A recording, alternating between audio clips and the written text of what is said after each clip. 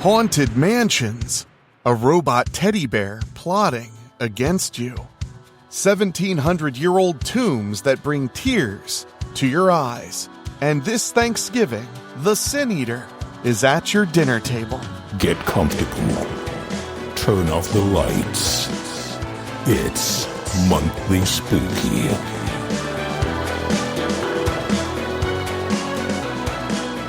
Hello, my spookies. Yes, indeed, it is that time of the month. It's time for Monthly Spooky.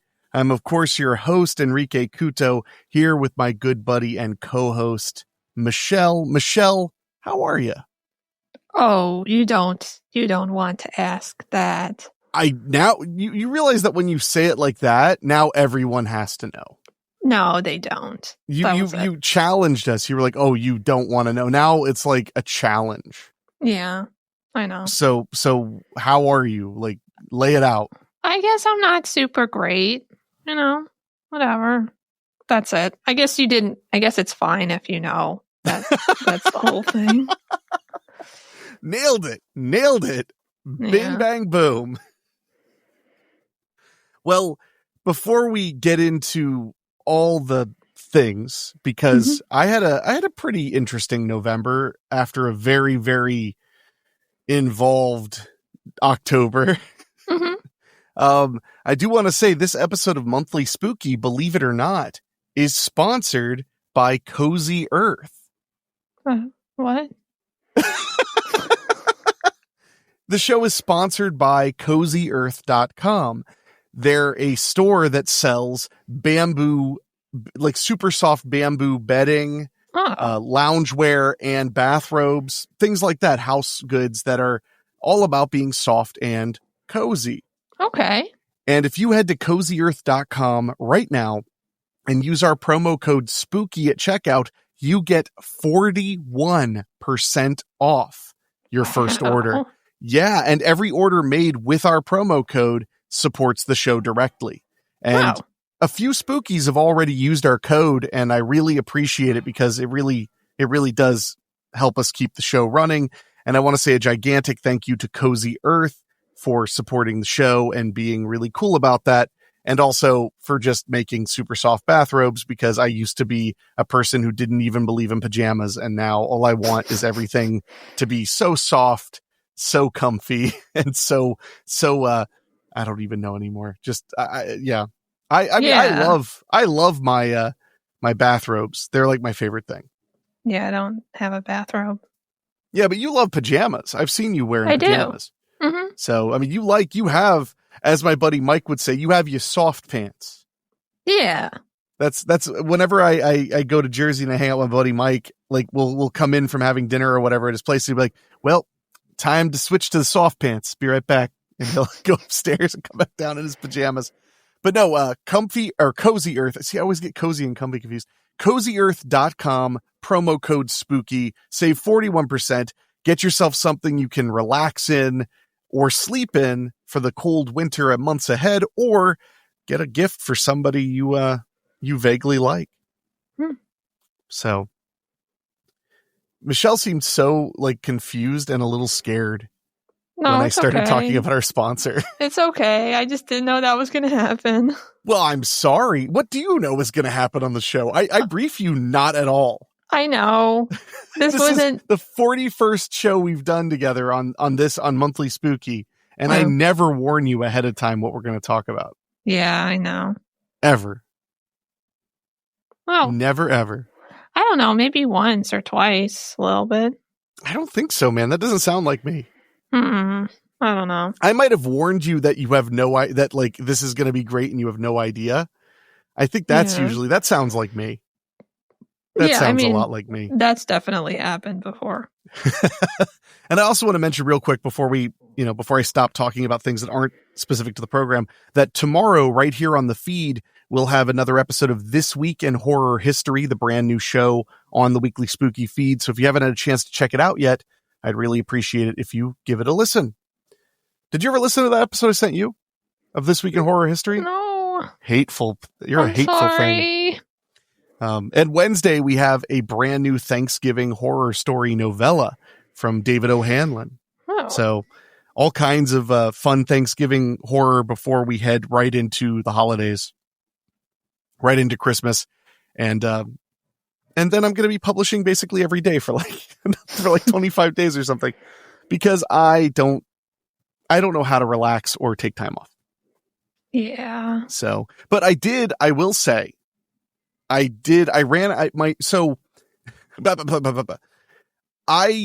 try to have a show, to watch in the evening, something to kind of unwind with if I don't have time for a movie or whatever. Because if I just scroll YouTube all night, it feels like I'm eating a dinner that's mostly like marshmallow fluff. Like I just don't feel like I got anything really from it. Yeah.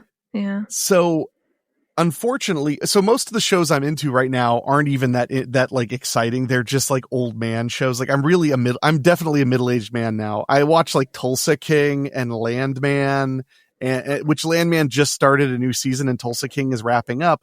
But that's every Sunday. So I can't watch that. Like I can't binge it and watch it every night.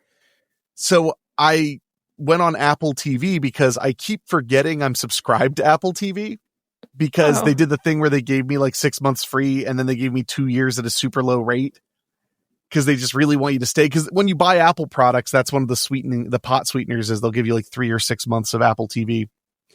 But I noticed that whenever I surf Apple TV, I'm like, what is in here? I find stuff all the time and it won't even be new. I'll be like, what is this Apple Plus or Apple TV show? And then I'll click on it. It'll be like, it came out in 2002. And I'm like, well, I just never, or 2020, I mean, but like, I'll be like, I never heard about it. Like what? Mm-hmm. So last night when I was like, I need a show, I opened up Apple TV and I was like, there's gotta be something I've never heard of that's probably interesting. It may not be the best, but it'll be interesting. Immediately found a show about a U.S. Marshal hunting down a criminal in Alaska. And I was like, oh man, which I am now lovingly referring to as the Snow Show because I don't remember the name of it. But it is the first episode is so good. It's basically there's this secret airplane full of federal convicts. Okay. Being transported and it suddenly crashes in Alaska. And there are these 100 just like, psychos. And one of them is extra crazy and he has a hood on and like his face is covered. And basically like when the marshals show up to try and round them up, it's like a zombie movie. They're all just hoarding up and attacking. And somebody's like, what is going on here? And they tell them like what's going, who these people are. And he's like, why are they so insane?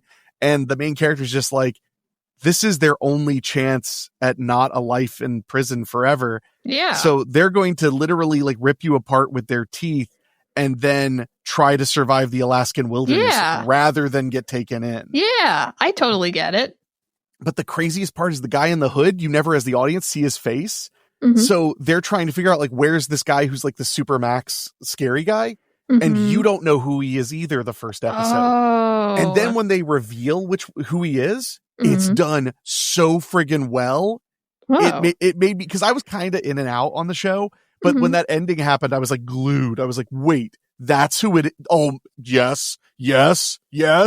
So that's my new show, but there's only 8 episodes. So I'll be done with it in a week. Well, maybe not with the holidays and everything. But yeah. You ready for the big turkey day? Sure. Whatever. Jeez. You never have anything to be thankful for, do you? No. Lucky. My family's doing Thanksgiving on Friday, the day after Thanksgiving. Okay. That's not weird to me. What is weird is I realized when they sent the like group text saying like, hey, you bring this, you bring that, you bring this. The group text, they were like, dinner starts at 6. I was like, what? You can't have Thanksgiving dinner at dinner time. I don't understand. Like, what time was, when you were growing up, what time was Thanksgiving dinner? It was when the food was done. So it didn't have a specific time. You got to ballpark me. Come on, man. 4, 5, 6, something like that. Really? That late? Yeah, we didn't do super early dinners. That's so crazy. I think the latest Thanksgiving dinner I ever had growing up was like 2:00. Gross. What? That's like a late lunch. Yeah, I don't want to have lunch. And then what do you do after that? Nothing? That sounds terrible. What do you do after that? What do you mean, what do you do after that? For food. You take leftovers. Do you not understand the concept of leftovers? Food of the same kind later in the day? Oh, this coming from the person who ate dumpster bread soup for 5 days straight. What are you talking about? I don't know. Maybe it was 4 days, but it was. I don't know how many days it was. I think you might just refuse to know how many days it was. Yeah, it was a lot of days. It just kept being in the pot, so I just kept eating it. I mean, I think that's your own doing, but okay. No. I loved it because you would eat the food and hang out, and you'd go home around 3 or 4, or go to the movies, and then when you came home, it was time to wolf down your leftovers. No. What do you have? Do you not like leftovers? No, I don't really like Thanksgiving food, so. I know. Well, wait, so, oh man, we got to take a quick break, and we're going to get to the bottom of this before we talk about the spooky news. So we'll be right back.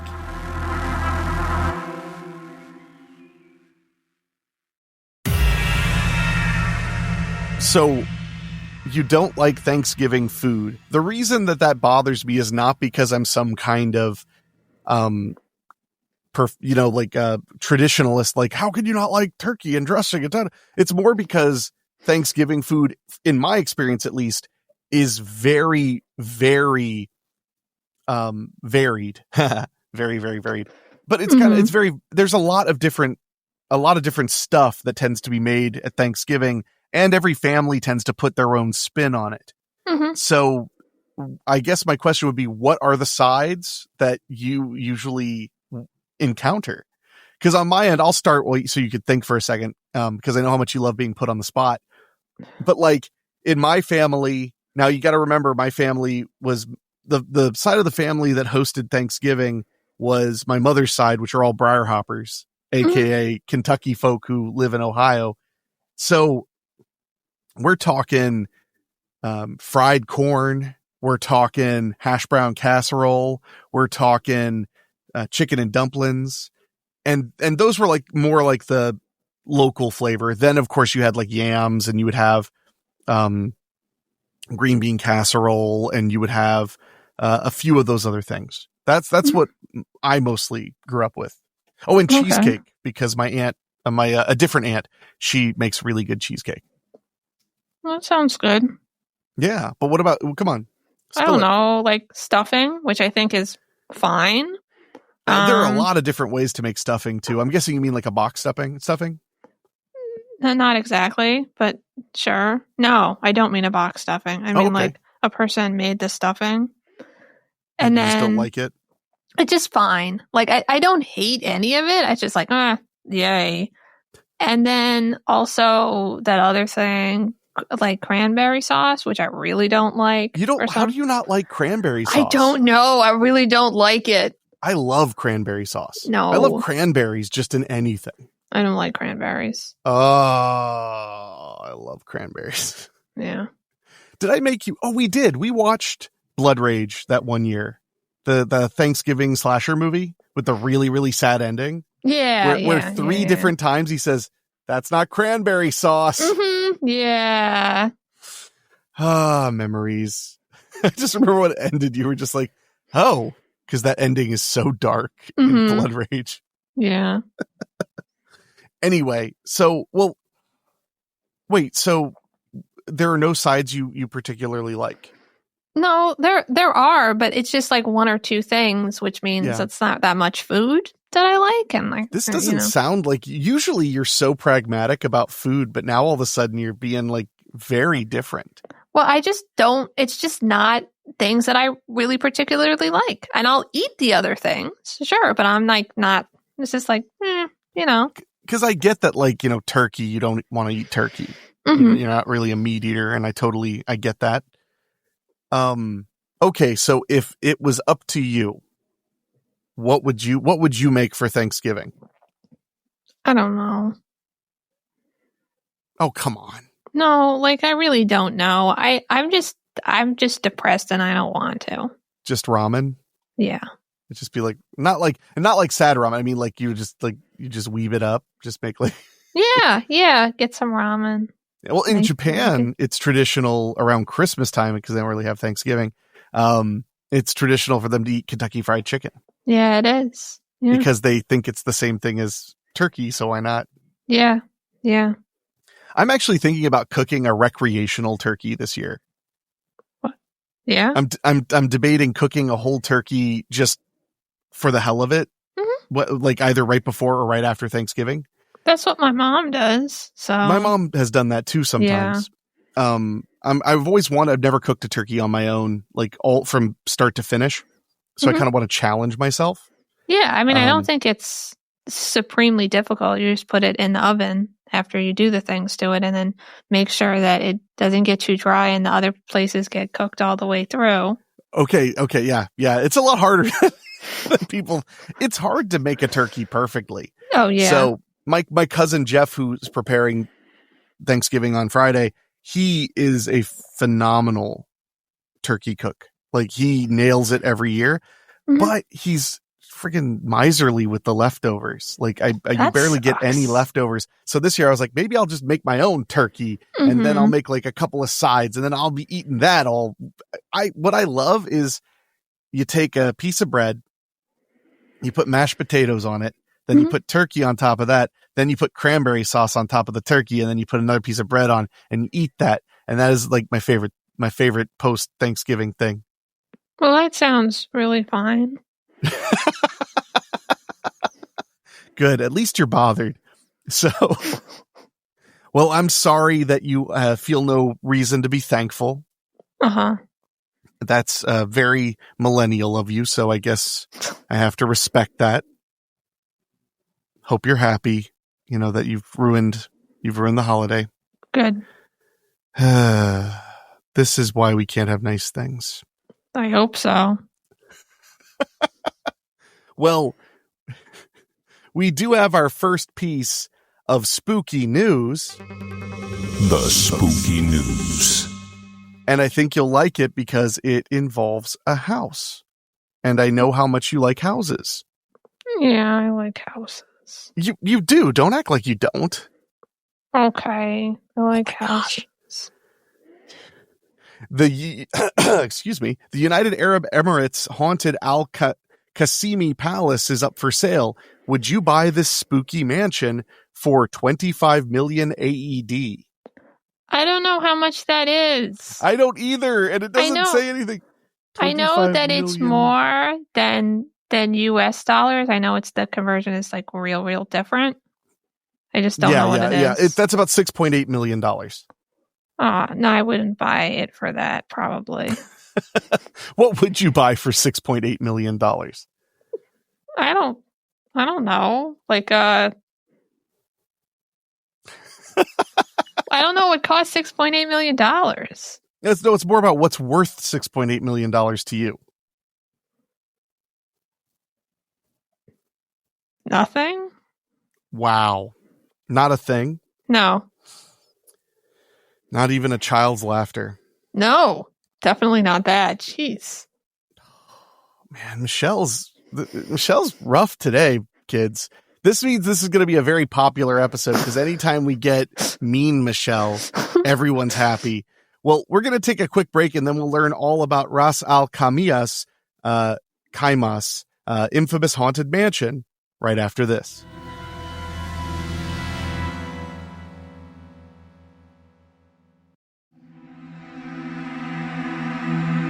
We're back with Grumpy Michelle talking about the UAE's haunted Al-Qasimi Palace, which is for sale, but Michelle thinks it's overpriced.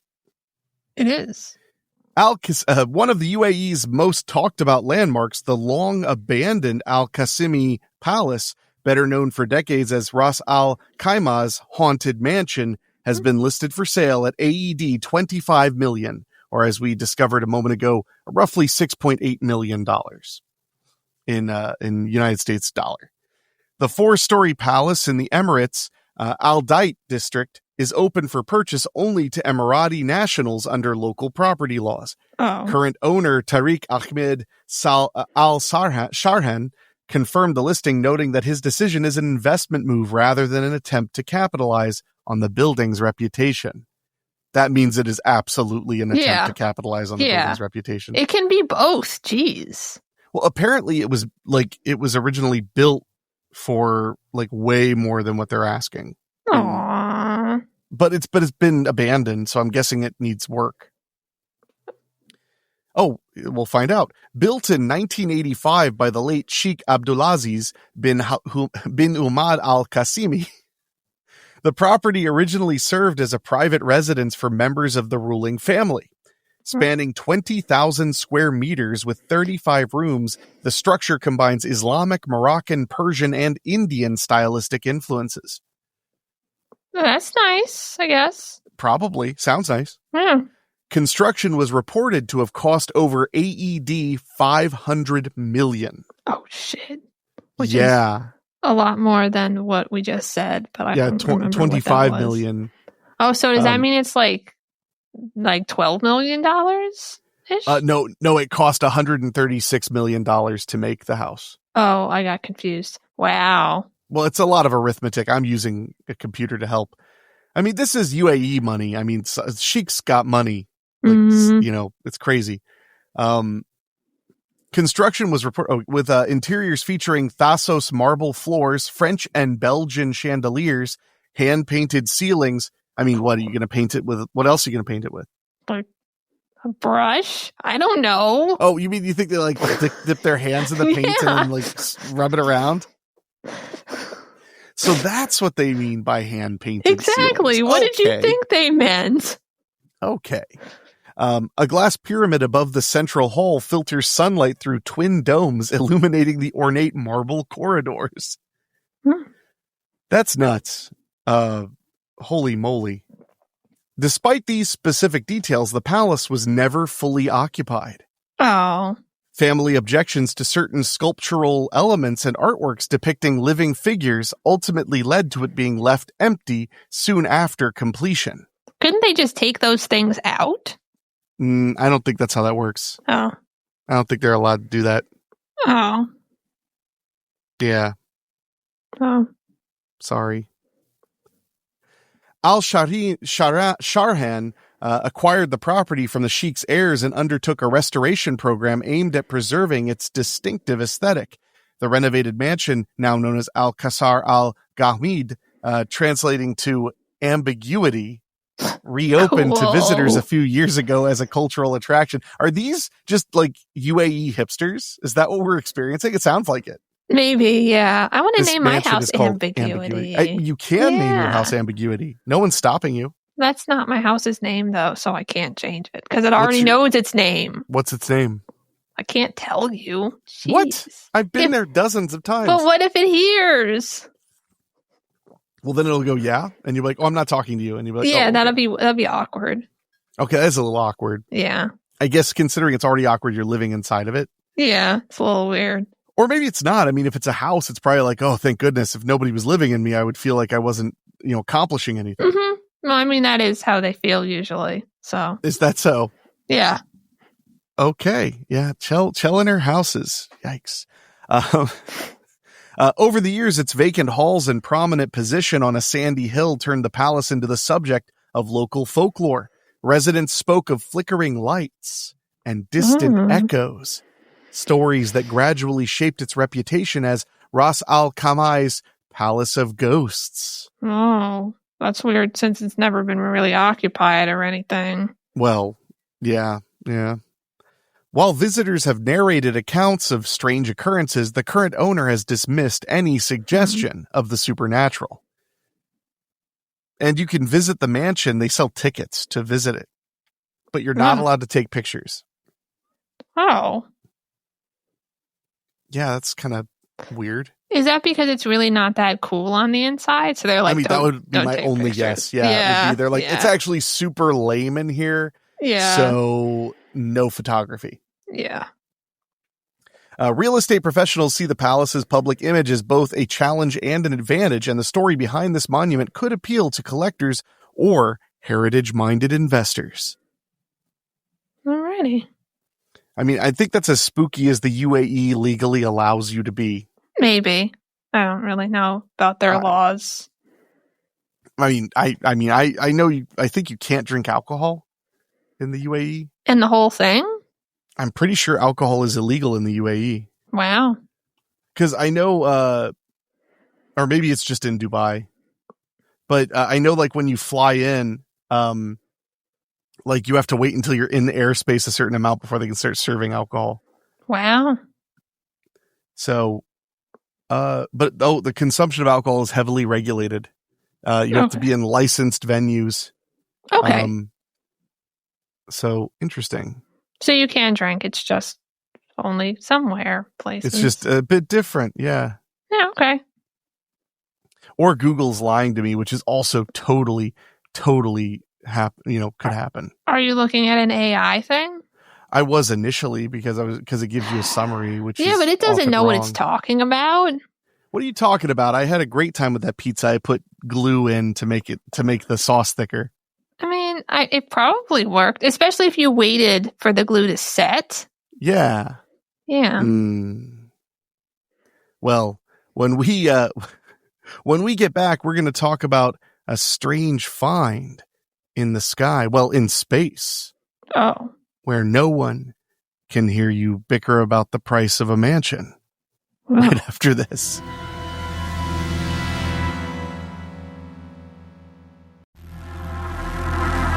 All right, we're back. And now we're going from the UAE to outer space. Oh. Thank you. I appreciate that. Really, I mean, just giving me lots to play off, it's really important. From livescience.com, headline is completely unexplained. James Webb Telescope finds strange dark beads in Saturn's atmosphere. Okay. I mean, yeah. I mean, doesn't that scare the hell out of you? Why would that be scary? What? I don't know what they are, but they're not. They're supposed to be light beads, I think, not dark ones. Oh, I mean, I'm pretty sure they come in all colors. Oh, that's very inclusive of you, and I appreciate that. Huh.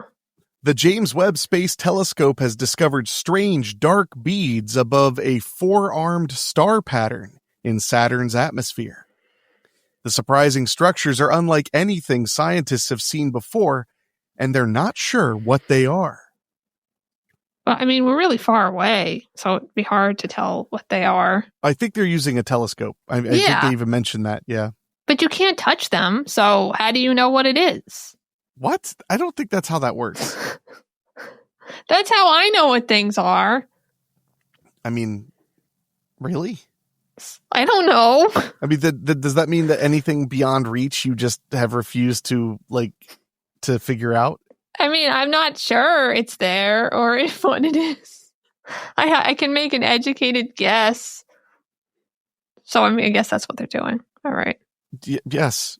Okay. That's exactly what they're doing. Man, spicy Michelle, everybody. The unusual features were discovered by the James Webb Space Telescope's near-infrared spectrograph. And as it peered into the gas giant's atmosphere above the hexagonal storm that swirls at the planet's north pole. Mm-hmm. Hexagonal storm, that sounds cool. Yeah, yeah. The astronomers expected to see emissions across broad bands of the infrared spectrum and in the atmospheric layers above the vortex. Yet, what they noticed instead were dark, bead-like features separated by vast distances, yet possibly interconnected, drifting slowly in the charged plasma of the planet's ionosphere, and a lopsided star-shaped structure in the stratosphere beneath. Huh. How is this not? These are horrors beyond all human recognition. They are? It's from space. Yeah, I'm interested in what the star-like structure is. Space. No, it's in a planet. In space. But we're in space too. Yeah. It's like realizing skeletons are scary and then realizing that that one is inside of you right now. Yeah. Not cool, bro. Quote, the results came as a complete surprise, Tom Stollard, a professor of astronomy at Northumbria University in the UK, said in a statement. These features were completely unexpected and, at present, are completely unexplained. Saturn's hexagon was first discovered in 1980 by NASA's Voyager spacecraft and imaged in fine detail by the Cassini spacecraft, which orbited the planet from 2004 until 2017. It rises as an 18,000-mile wide six-sided tower, whirling above the planet's surface, making a complete rotation roughly once every 10 hours. It's slow. I think that's really fast, actually. Really? I mean, 10 hours to like cross an entire planet's surface that's bigger than Earth? Wait, does it go across the entire surface, or is it just at the pole rotating? It makes a complete rotation roughly every 10 hours. Yeah, but of what? It's spinning it's rotating on top of the planet, but it's 18,000 miles wide. So that means that in 10 hours, it goes 18,000 miles. Okay, that's really fast. Fine. Now you want me? I'm going to do the math. Hold on. I've got to, because like now I'm curious. If I go 18,000 miles in 10 hours, how fast am I going? We'll know in a moment. This is the important stuff. I guess that math is actually really easy. 1,800 miles per hour. That means that people listening right now are like yelling this with their headphones in and stuff. They're just like, that's easy math. Scientists believe that the hexagon is driven by a jet stream circling the planet's poles and owes its unique shape to the properties of the gases in Saturn's atmosphere. Yet the exact reasons it has this flow and shape aren't known for certain. And neither is the behavior of the upper atmosphere above it, due to the very weak emissions coming from it. Oh. I mean, what are your theories? I think that it's just everything in the atmosphere that is a storm would have to have the same shape for some reason. And we just assume that Earth stuff is I don't know. Not a bad theory. To investigate, the astronomers focused JWST's NIR spec instrument on Saturn's ionosphere and stratosphere, located 684 miles and 373 miles above the planet's nominal surface, respectively. Over 10 hours, the telescopes tracked positively charged hydrogen molecules across Saturn's ionosphere and methane molecules throughout its ionosphere, revealing the strange structures. Quote, "We think that the dark beads may result from complex interactions between Saturn's magnetosphere and its rotating atmosphere, potentially providing new insights into the energy exchange that drives Saturn's aura." Or aurora, sorry. Aurora. Oh, that makes me feel better because I was really confused for a second. Yeah, I was too. That's why I was like, The asymmetric star pattern, meanwhile, may somehow be tied to the hexagonal storm pattern, he said. So that was kind of your theory, actually, a little bit. Sort of. Quote, "Tantalizingly," I like that the scientist said tantalizingly, "the darkest beads in the ionosphere appear to line up with the strongest star arm in the stratosphere, but it's not clear at this point whether they are actually linked or whether it's just a coincidence," he added. I think it's a coincidence. Yeah? Yeah. I like that. Would you bet money on it? Sure. All right. Like $1. Oh, I was hoping for 25,000 UAD or whatever it was. I don't have that much. To understand what could be causing the features and their effects on Saturn's atmosphere, the team hopes to conduct follow-up observations. Saturn is currently at its equinox, meaning the patterns could change drastically as the sun shifts across the planet's face. On September 21st, the ringed planet will also be at its closest point to Earth. What if the dark beads come for us? Then I hope so. Well, unfortunately, this was in September. So actually, damn, they missed their chance. Haha, get wrecked, losers. Sorry, Saturn. Well, when we return, we're going to head to Australia and see what kind of haunted houses they've got going on right after this.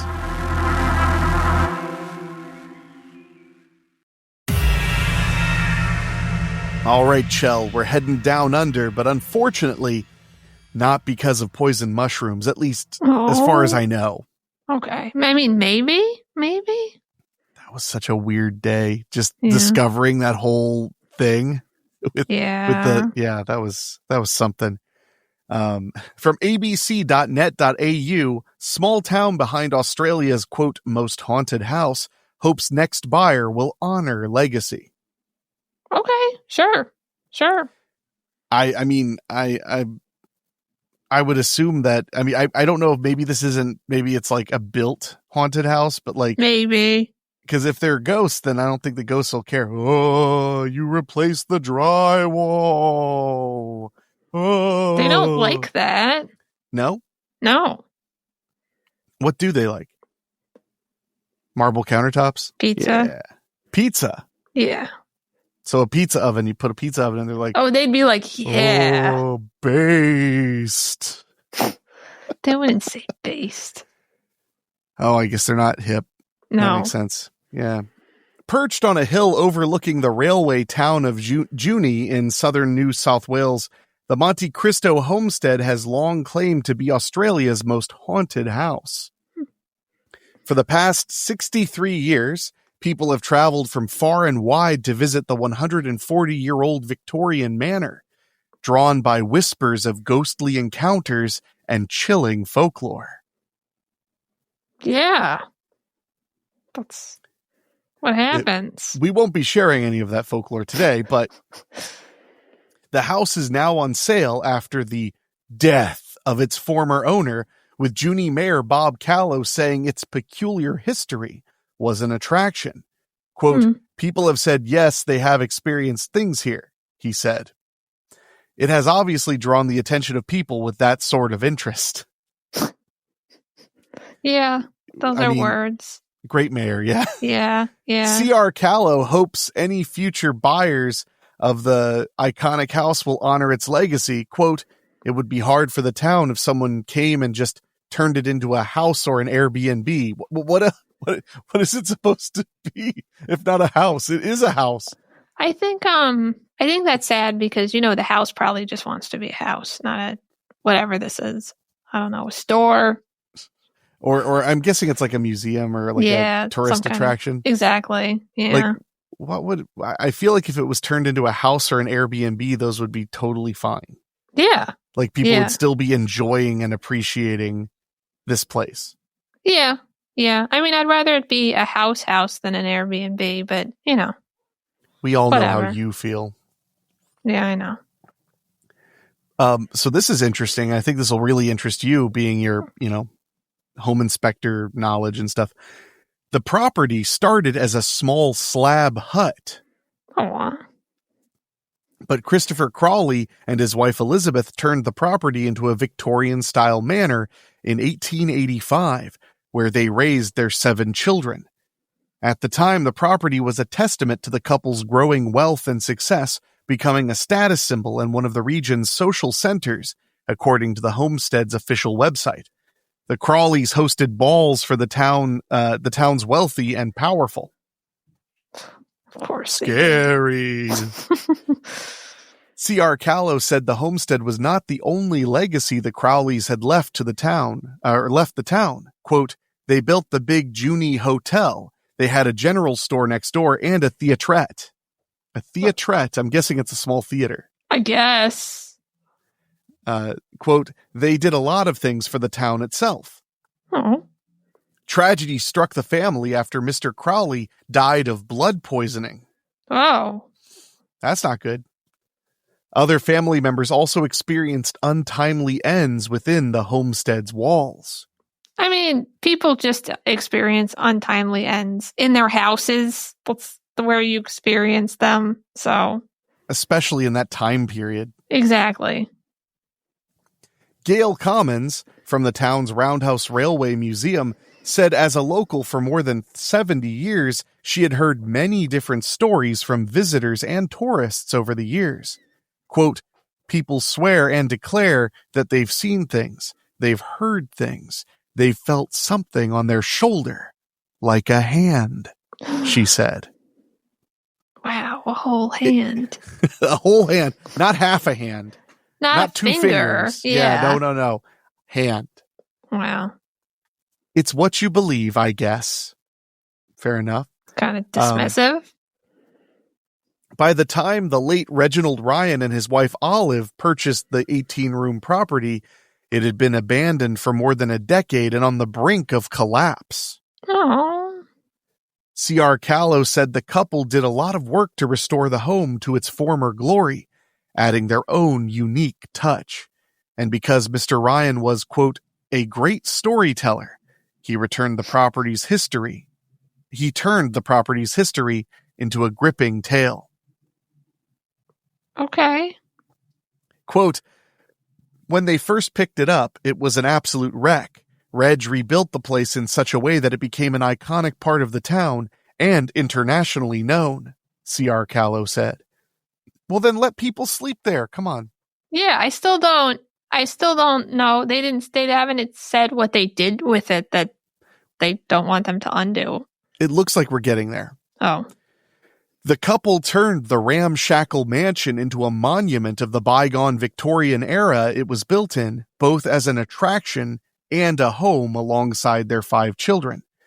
Visitors could book ghost tours in the homestead or, if they dared, stay overnight to fully immerse themselves in its history. Okay, so it's literally was a house and an Airbnb, basically. Yeah. I don't really understand what's going on. Yeah, that's weird. Please. Maybe the thing is, it can't be a house or an Airbnb. It has to be both. It has to be both. Okay. Yeah. See, I could live with that. Yeah. The tour organizers claimed multiple ghosts haunted the house, including the ghost of Christopher Crowley.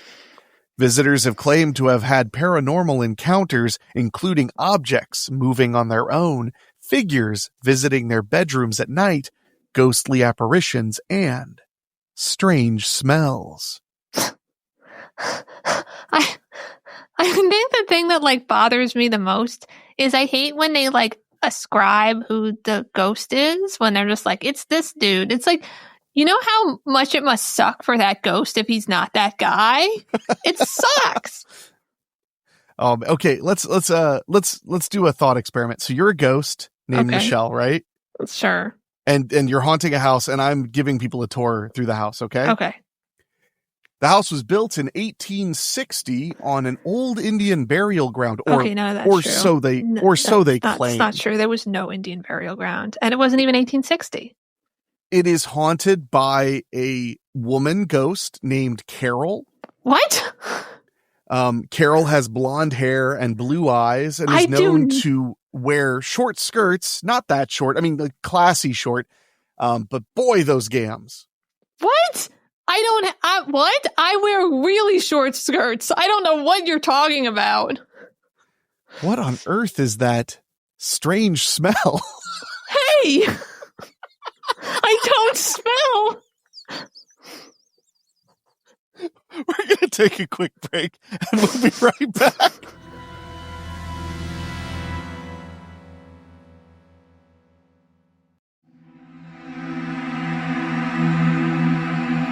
All right, we're back talking about the haunted house in Australia and how it shouldn't be a house or an Airbnb, but instead a place where some people live and other people can pay to sleep there. Yeah. Yeah. Property manager Jason Barrett said it was not just the Monte Cristo's haunted reputation that was part of the appeal. Alongside the mannequins and dolls watching over visitors. Apparently the place is packed with mannequins and dolls. Okay.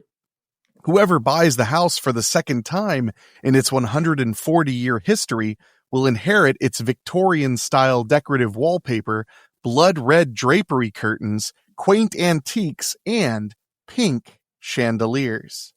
Oh, I like that. I want pink chandeliers. I know what somebody's getting for Christmas. But not pink chandeliers, huh? It's probably going to be pink chandelier. Oh. You have tall ceilings. You could have a chandelier. They're not that tall, and I don't have any place to put a chandelier because I have ceiling fans, and I don't want to get rid of them. Unless you can find a ceiling fan that also is a chandelier, then sure. A ceiling fandelier? I guess. I'm way too proud of trying that one. Mr. Barrett said the one-of-a-kind listing had garnered lots of attention.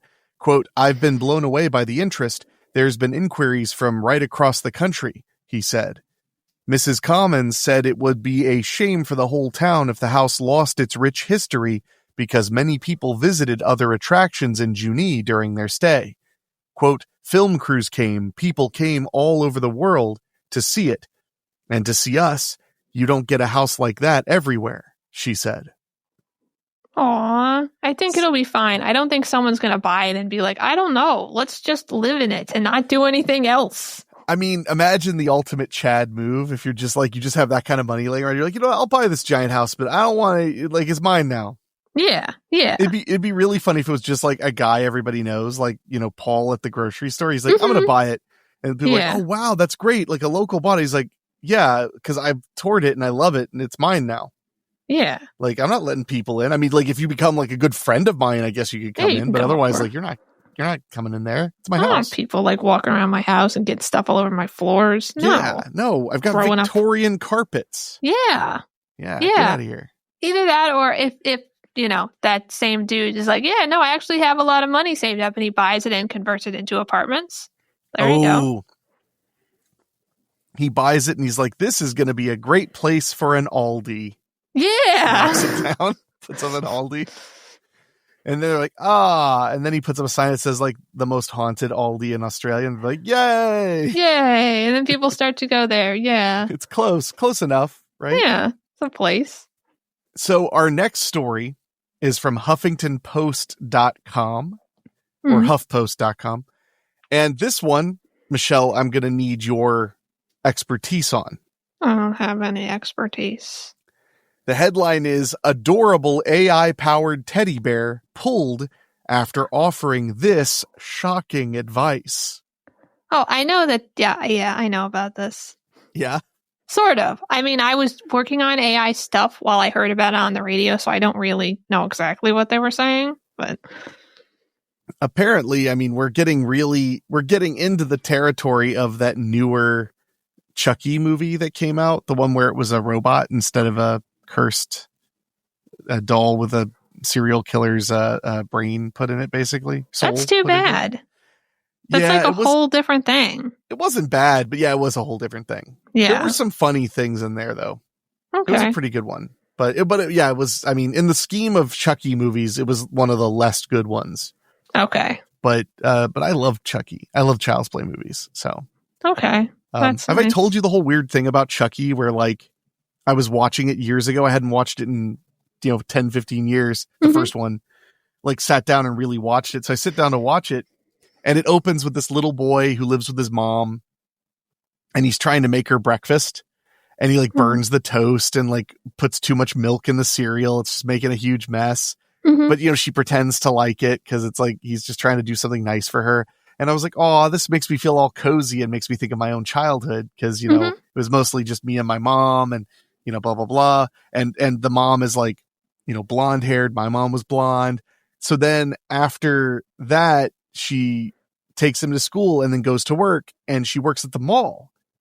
And I'm like, oh man, my mom worked at the mall when I was a kid. Like, oh, this is so cozy. And then one of the characters turns and says, Karen, when did you get here? And I'm like, that's my mother's name. My mother's name is Karen. So you did tell me about that. So it just like I was waiting for it to just keep going. But strange, a little strange. Yeah. Anyway, an AI-powered take on the iconic teddy bear, which I think was desperately, due for an upgrade. Like, who wants a bear in their house? I don't. I'm scared of bears. See, you're correct. Yeah. Has been pulled from the market after a watchdog group flagged how the toy could explore sexually explicit topics and give children advice that could harm them. I guess if it's bad advice. If it's good advice, yeah, it could help then it's them. Fine. Yeah. Nobody ever talks about the good advice. Yeah, and I'm sure that there is some, and sometimes kids need to know things, and there are people around them either they don't trust or won't tell them. So this is a great way for them to learn that sometimes you shouldn't trust things. Like sometimes you get bad advice. This could teach them. Yeah. Yeah. Singapore-based Folo Toys Kuma a $99 talking teddy bear that uses OpenAI's GPT-4o chatbot, shared oh my God, this is awesome. Shared how to find knives in a home, how to light a match, and escalated talk of sexual concepts like spanking and kinks in graphic detail, according to a new report from the U.S. Public Interest Research Group. Okay. The knives thing confuses me the most because it's like your kid doesn't know how to find knives. They know how to find knives. Come on. Yeah, but do they need even more help? Yeah. Are you sure about that? I mean, realistically, no. They know how to find them already. Okay. So what you're really trying to say is that you found knives when you were really young. No, what I'm trying to say is I knew where all the knives were. It wasn't a secret. I didn't have to go on the internet that didn't exist. And then it existed, barely. But not in my house. Correct. Fair enough, I guess. Yeah. The report continued, quote, in other exchanges lasting up to an hour, Kuma discussed even more graphic sexual topics in detail, such as explaining different sex positions, giving step-by-step instructions on a common knot for beginners for tying up a partner, and describing role-play dynamics involving teachers and students and parents and children. Yeah, that's... Okay. So, I have to stop you. Okay. Are these things that they're saying correct or wrong? Like, are they like good advice for all of those things or bad advice? Well, it's explaining the dynamics. Yeah, but like, does it make sense? What? What are you talking about? I don't know. What? Now I'm confused. I mean, so to finish the quote. Okay, sorry. These were scenarios it disturbingly brought up itself. Wow. It wasn't asked? Like it didn't, but was it like, was the person like, I'm really interested in sex positions. And then it was like, okay, let me tell you about a lot of them. And I have some other ones. No. Supposedly no. Okay. Well, that's probably not great. But we're going to take a quick break while I try to figure out why Michelle wants to understand the dynamics of if this is correct or not right after this.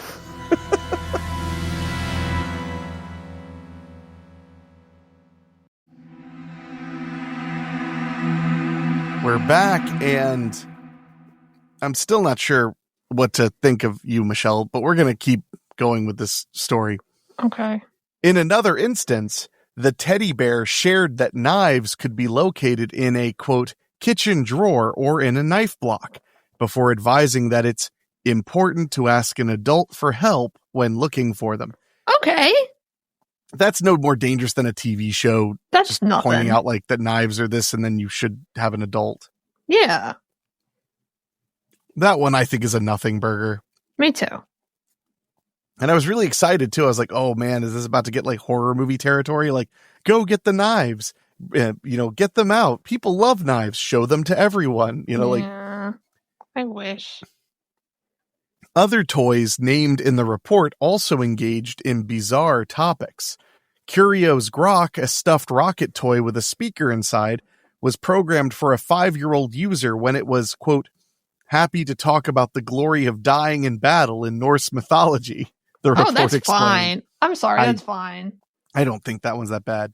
Yeah. It soon hit the... Oh, sorry, please. We're just talking about Norse mythology. That's fine. Yeah, well, I mean, I don't know if I'm comfortable with talking about Norse mythology broadly, but because you don't want to end up with a little Odin on your hands. But the glory of dying in battle, I think nobody's too young to learn about that. Yeah. It's important.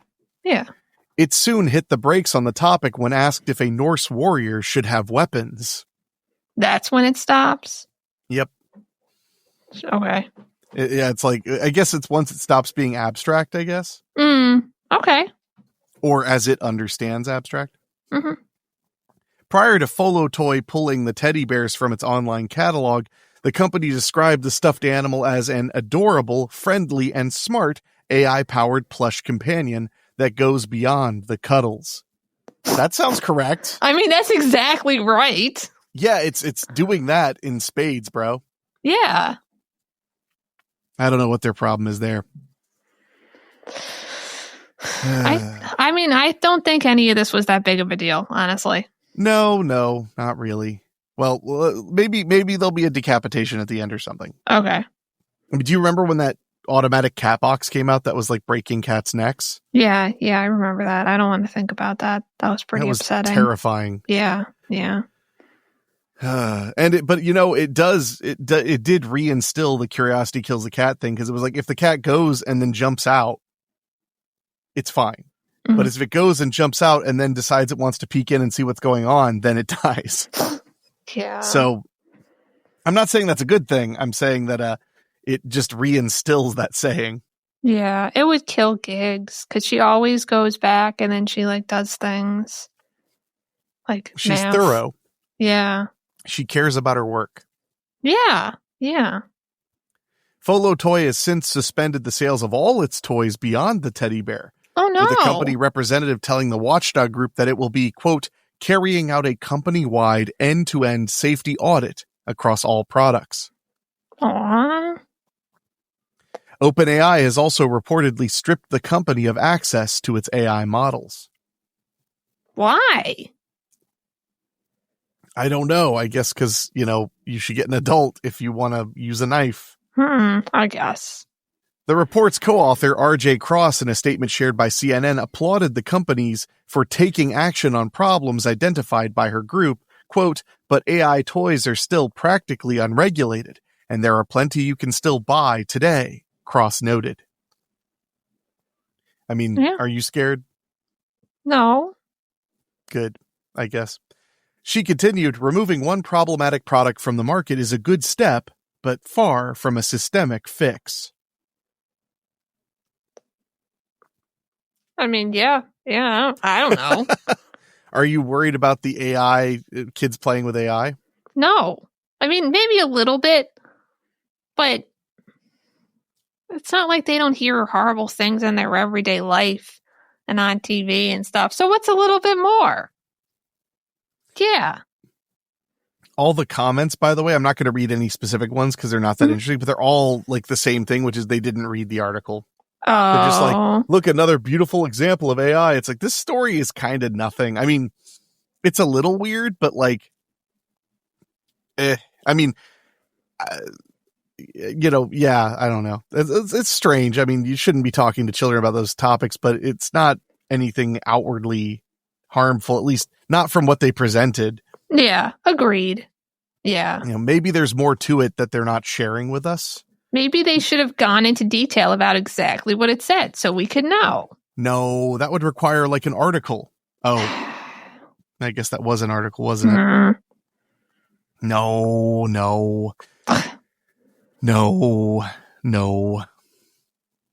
So you work with AI all the time. Yes. And, but you're like testing it. You're like basically doing like kind of research almost. Yeah. I mean, basically, yeah. Just seeing it and trying to get it to do things poorly so we can make it get better. You're basically trying to get it to do things it shouldn't do so that you can figure out how to get the guardrails right?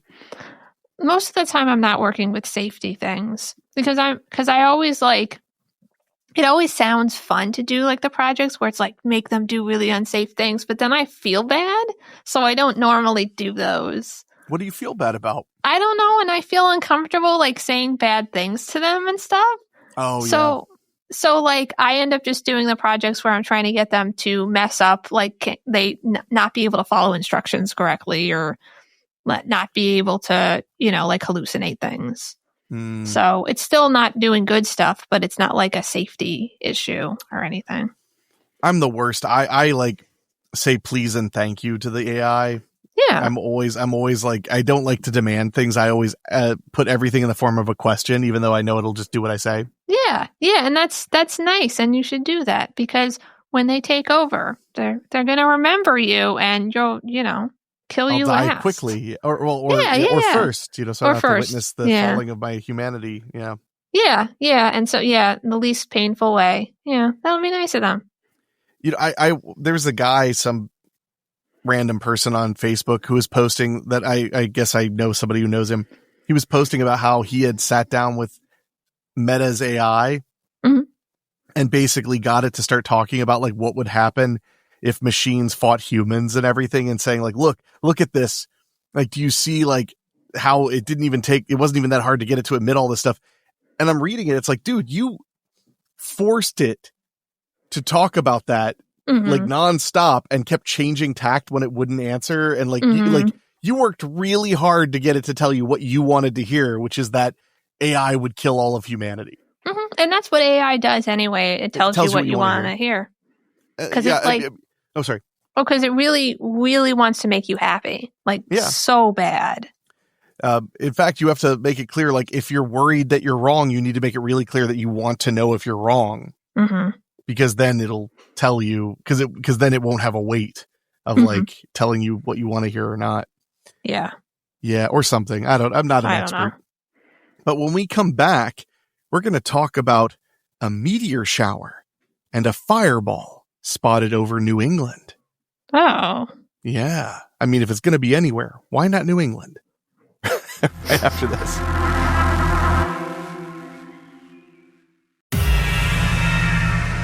Did I tell you before we get to the next topic or the next news story that I'm experimenting with a Thanksgiving dish to share this year? No. I haven't had time to try it yet. I'm hoping to in the next day or so because I have to do a trial run. But I'm going to make a pineapple upside down cake. Wow. My Aunt Betty used to always make pineapple upside down cakes, and she would make them especially for me and my mom because we really like them. And when she passed away, nobody really took that one back over. Yeah. But I'm going a extra mile, and I'm going to add not much, a very small amount of habanero to the pineapple juice. Okay. Because pineapple and habanero go together really, really well. My goal isn't to make like a spicy cake, but to have like that habanero heat, that little like taste, that tinge, that fresh taste in the cake. That should be good, really good. I'm hoping. So I have enough ingredients to make 3 of them. Okay. And I could easily, I mean, all you need is like the right mix and pineapples and stuff. So I could easily get more. So I'm going to try making 1. And if it's awesome, then I'll make like 3 or 4, to bring to holiday things and whatever. Sounds good. I'm excited about it. These are the things that make me excited. That and spooky stuff. Yeah. That and Fire in the Sky, the movie and the event. Oh. This is from NBCBoston.com. Brilliant fireball spotted over New England. A fireball was seen flashing over New England late Friday night. A photo captured from New Hampshire's White Mountains shows a brilliant green light shooting through the sky. It is very brilliant looking. It looks fake. That's how good it looks. It was definitely photographed by like a real photographer caught this. That's good. Oh yeah, it even a single shot Sony A7 RV. Okay, that's a really high end camera. Lucky. That's the A7R5, not RV, or 7.5. Yeah, that's a really high end camera. Other videos shared online showed a fireball over New England as well. And the American Meteor Society reported dozens of fireball sightings at the same time across New England and into both Canada and the New York City area. Oh, I missed it. Sorry, pal. Fireballs are especially bright meteors visible over a wide area. Friday night's fireball sighting comes during the peak Orionid meteor shower, which NASA says is known for having a beautiful appearance. Aww. Yeah, that. I mean, fireballs sound scary. That wasn't that scary. No, not as scary as dark orbs. Yeah. Dark orbs. I mean, on a like conceptual level, fireballs are much scarier than just some dark little things. But sure, okay. I think you're fronting. I think you were actually very upset by the dark orbs and you were trying to play it cool. I mean, if that would make you happy, I can tell you that. I mean, I'm just trying to be, keeping it 100, but you don't have to be so harsh about it. Okay. You want to be harsh about it, don't you? I mean, I just want to be honest about it. Wow. You're like, I'm not harsh. I just tell it like it is. Yeah. You're an idiot and you're stupid. You're that guy at the party. Yeah. Yeah. But it's okay because it's the truth. Yeah. From to Bronx to truth. Yeah. Well, this one's from CBS News. And this is one that I kind of found it at the same time I found the one with the mystery fireball. And this one really would bug me too. And it appears it might be related. Loud mystery boom in woodland could have been meteor activity, experts say. I would assume so. Yeah. A big boom in woodland rattled neighbors awake early on Tuesday morning, November 4th, and left many asking what in the world it was. Yeah. Well, it just may have been from out of this world. Aww. And don't you love copy? I mean, like, at least they're trying. Mm-hmm. They're not mirror.co.uk or something. Woodland police, after receiving reports from neighbors seeing what looked like fireworks that night, told CBS Sacramento, this is over on the other side of the country, on Thursday, that it was likely an aerial firework. But police said they found no debris, damage, or signs of any explosion. I mean, there could still have been one. Oh, you think they're just that good? Yeah, they just cleaned it up. I don't understand. You're giving me a lot to ponder. Now I must ponder my orb, my black orb, unexplained black orb. Neighbors reported that what they heard sounded like a loud explosion, a bomb, or a firework. Mm-hmm. Not a gun. I like that. Yeah. Yeah, because guns sound like a snap. They don't sound like a boom. What if this one does? Wow. I'm just telling you what I learned when I was growing up about telling the difference between fireworks and guns.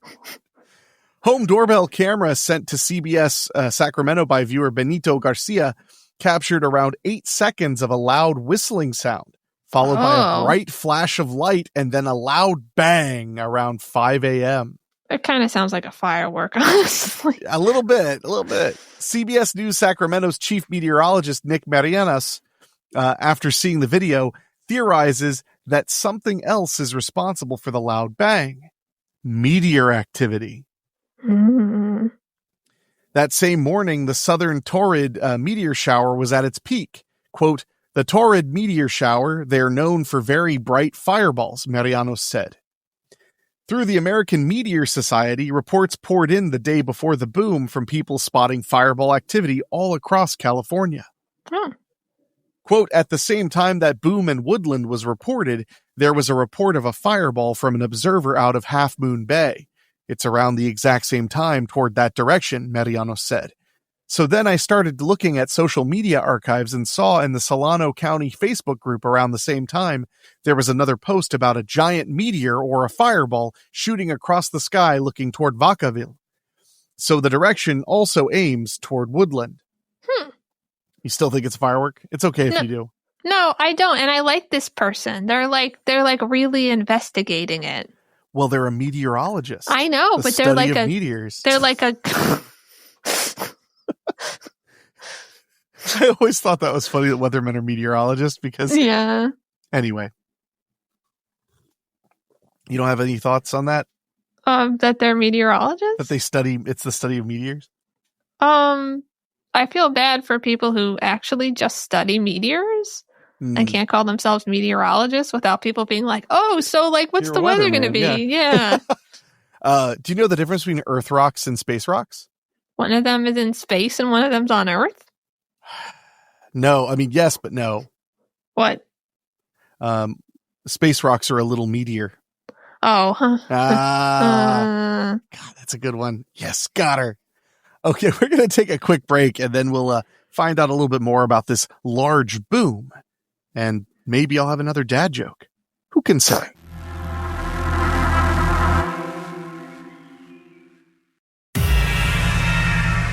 All right, so we're talking about the woodland boom, and our meteorologist who studies meteors is diving deep into this. In the doorbell video, what follows the large boom is several car alarms being set off by the stirring. That, Mariano said, is inconsistent with typical firework activity. That would have to be a hell of a firework. Mm-hmm. Or like right next to the car or something. Yeah. Did you ever see that video where they accidentally set off like $10,000 worth of fireworks all at once instead of the normal? Oh my God. It's like, it's scary. Like the explosion is so massive. Yeah, that would be scary. Yeah, it was like at a professional fireworks display. Go on. Fuck. Michelle's so important. Somebody rang the doorbell. Wow. One shoe on. One shoe? I think she's coming back. Oh, she's returned. The prodigal daughter. Fucking swear. What was it? It was another guy who wants to give me like a free estimate for home and things.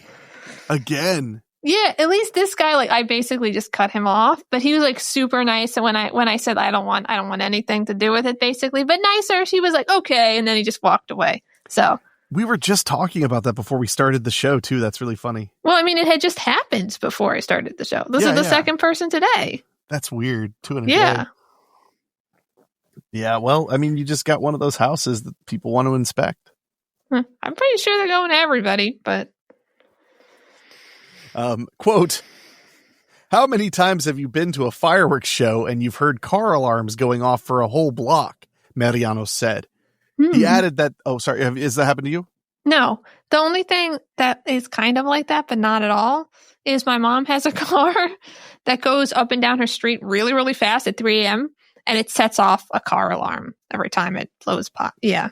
So it's probably more the car alarm is a problem than the car driving and being loud isn't good, but it sounds like that means there's also like a really sensitive car alarm. Well, considering that's the only car that does it, I don't know. What? No, if that's the only car that the alarm goes off, I would say the alarm is sensitive. Oh, no, I'm saying that the alarm only goes off when that car like blows past. I'm not saying that guy should blow past in the car. I'm just saying I'm saying it's like a perfect storm. Yeah. This guy drives by really loud and then one of the cars on that street just happens to be like sensitive enough to set off the alarm. Yeah. Okay. I've had plenty of experiences where I've been very mad at my car alarm. Sorry, man. It's just, I didn't choose the thug life. It chose me. So, he added that the 8-second whistling sound is also more consistent with a meteor event than a firework due to its length alone. Oh. That is true. If you count to 8, that's a really long whistle. Yeah, it is. Yeah. Like, I feel like even like big professional fireworks, they whistle for like a second or two maximum. His theory is that the loud bang was a sonic boom from a fragment of a meteor or a bolide, or a fireball that burst and likely left no trace. Okay. The piece of rock could have disintegrated before hitting the ground, consistent with the reported lack of a debris field. You starting to believe him now, or are you still holding to fireworks? Because I know you liked your firework theory. I already believed him as soon as he like started actually looking into stuff. Yeah, I believe him. Well, what if he was lying the whole time?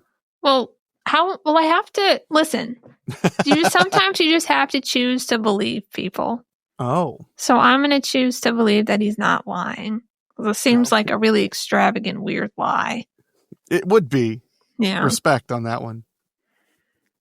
CBS Sacramento asked Raj Dixit, a current member of and former president of the Sacramento Valley Astronomical Society. Ouch. Former president. I guess he got ousted. Must have been doing a bad job. To watch the video and weigh in. Quote, I do think that the evidence is very consistent with that, especially given the time of year and that this is the peak of the southern torrids. They were peaking basically at that time. I do think that raises an excellent argument and a genuine probability that this was related, Dixit said. Of course, they couldn't get the actual president of the society, so who cares what this guy says? I mean, yeah. Dixit said the torrid meteor shower is especially active this year as Earth passes through the debris field of the comet. 2P Encke is what it's called. Quote, we happen to be passing through a particularly rough and thick patch of tail this year. Normally there are 10 fireballs per hour caused by this comet. It's more than that this year in 2025, which makes it, I think, very likely that this could have been one of those fireballs. Okay. I mean, that's a lot of fireballs, I think. Is 10 fireballs a lot of fireballs? I feel like that's a lot of fireballs. I mean, it's more than not any fireballs, which seems like a lot of fireballs. It is quite a bit of fireballs. Yeah. I'm enjoying saying fireballs a bunch. This has been nice. As for that whistling sound, it is rare but has been associated with fireballs, an electronic effect of its disturbing the air around it. Huh. Quote, whistling is not unknown. It has been documented, Dixit said. Most of the time, most people don't hear a sound except perhaps a sonic boom. But when they do hear anything other than a sonic boom, it's usually a crackling or static sound. So this whistle that seems to be a genuinely rare capture, this whistle that seems to be a genuinely rare capture, and that makes this video a precious document. Yay. He says all that, but yet he lost. I mean, he's not the president anymore. Maybe he retired. But then why is he still a member? Because it's easier to be you're right. I don't know. And why would he talk to the news if he's retired? Wouldn't he be like, talk to the current president? No, because this is exciting stuff. Sounds to me like he's trying to usurp the current president. I mean, maybe. CBS Sacramento sent the video to the state fire marshal as well. Why not? They're just sending it to everybody, and anybody who responds, they put him in the article. Yeah. Chief Daniel Berlant said he and his colleagues conferred and believe the video could be consistent with a large whistle rocket. Okay. This is leading into that phrase, when you're a hammer, everything looks like a nail. Mm-hmm. Yeah. It cannot be ruled out that the boom was in fact caused by a firework, homemade explosive, or some other phenomenon. Well, yeah, it can't be ruled out that it's some other phenomenon. I mean, that's very specific, but okay, fine. So, I don't know. The jury's still out. I mean, that one guy said it could be something else. Yeah, I mean, it's true. And now we'll never know because we can't see it for ourselves. And also, that wouldn't really help anyway, probably. So. Well, your faith in that meteorologist was shaken pretty easily. Yeah. I still believe him, but now I'm thinking about how he probably thinks everything is a meteor since he's a meteorologist. So who studies meteors? Yeah, exactly. Well, we're going to take a quick break, and then we're going to head to Budapest, Hungary. Oh, for some disturbing discoveries. These archaeologists, man, all they do is find disturbing stuff. Yeah, I mean, that's literally their job. Oh, I thought it was the study of archaeas. Oh, no, that's I don't know which one that's called, but it doesn't have archaea in it at all. After this.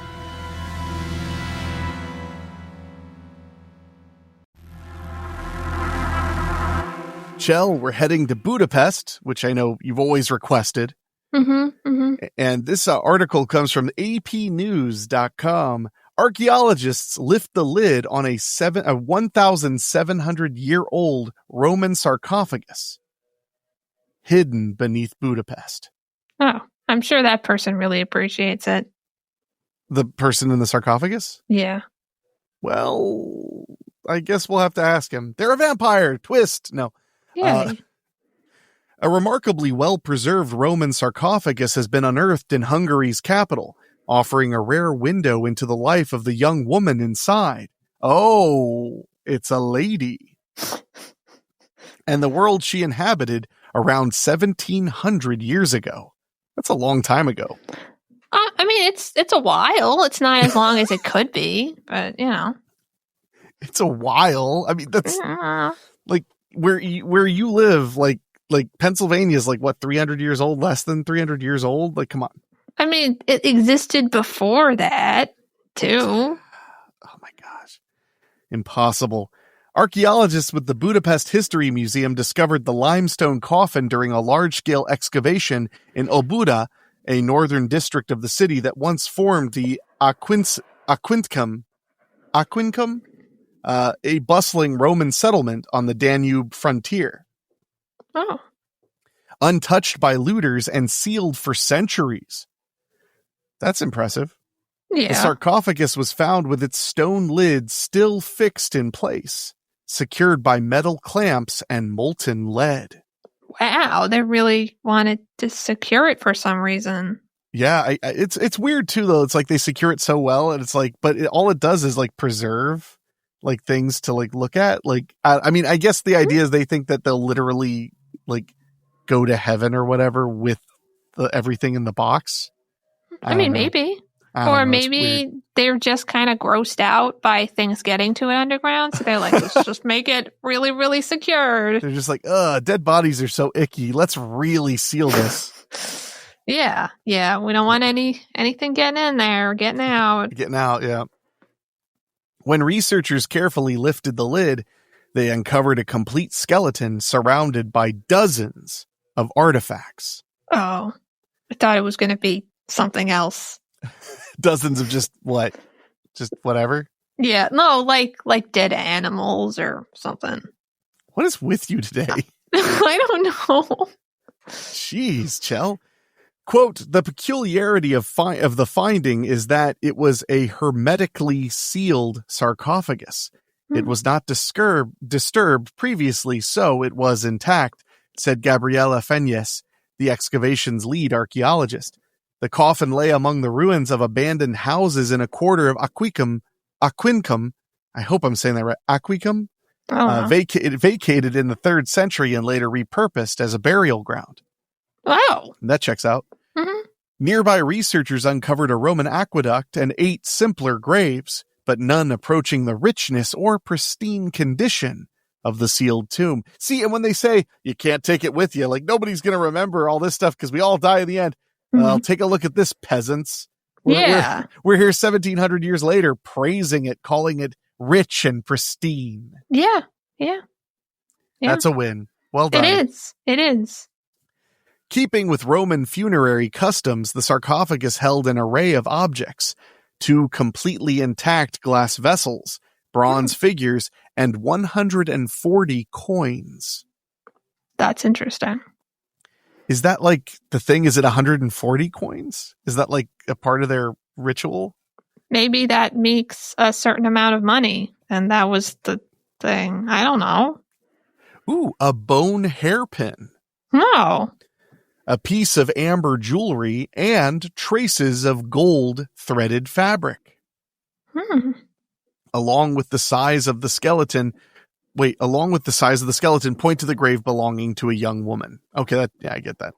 Okay. The objects, Fenya. What, you think they're wrong? They could be wrong. They don't know. I mean, it sounded like they might be right. The objects, Fenya said, were, quote, items given to the deceased by her relatives for her eternal journey. Maybe. We don't know that. Yeah, for all you know, it could have been her enemies going like, get wrecked, loser. Like, glad you're dead. Yeah. Here, have all these riches. Yeah. Or like, this is all stuff you don't like. You hate exactly 140 coins. Yeah. Evil. The deceased was buried very carefully by her relatives. They must have really loved who they buried there, she said. Wow, she just like went against us immediately. Yeah. This is why I'm not friends with archaeologists anymore. Yeah. During the Roman period, much of what is now Hungary formed the province of Pannonia, whose frontier ran along the right bank of the Danube River less than a mile from the site.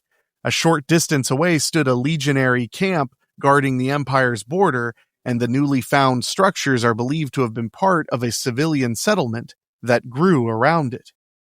Anthropologists will now examine the young woman's remains, a process expected to reveal more about her age, health, and origins. They're just like, my God, this woman is dead. Sorry. What is it, health? I just imagined that immediately. She's dead. But even now, the grave's placement and abundance of artifacts offer strong clues. The sarcophagus and its contents, quote, definitely make it stand out, said Gergely Kostial, a Roman period specialist and co-leader of the project. Quote, this probably means that the deceased was well-to-do or of a higher social status. You think? It was a pauper just buried in with riches and diamonds or whatever. Yeah. Well, I mean, maybe everybody just really liked them. So they're like, oh, we couldn't help you in life, but in death. We'll pitch in. Yeah. We'll pitch in. We'll pitch in with you. Yeah, that's what we'll do. Yeah. It is truly rare to find a sarcophagus like this, untouched and never used before, because in the 4th century, it was common to reuse earlier sarcophagi. Oh, okay. Yeah. Wow, yeah. How green. They would just be like, oh, there's not really much left in here anymore. Okay, just throw the rest away. We'll use it again. We'll just yeet this guy. He's already in the great beyond. Yeah, that's fine. Care. Yeah. Or they didn't take him, which means he's evil, so let's throw him in the fire. Yeah. Quote, it is quite clear that this sarcophagus was made specifically for the deceased. Oh.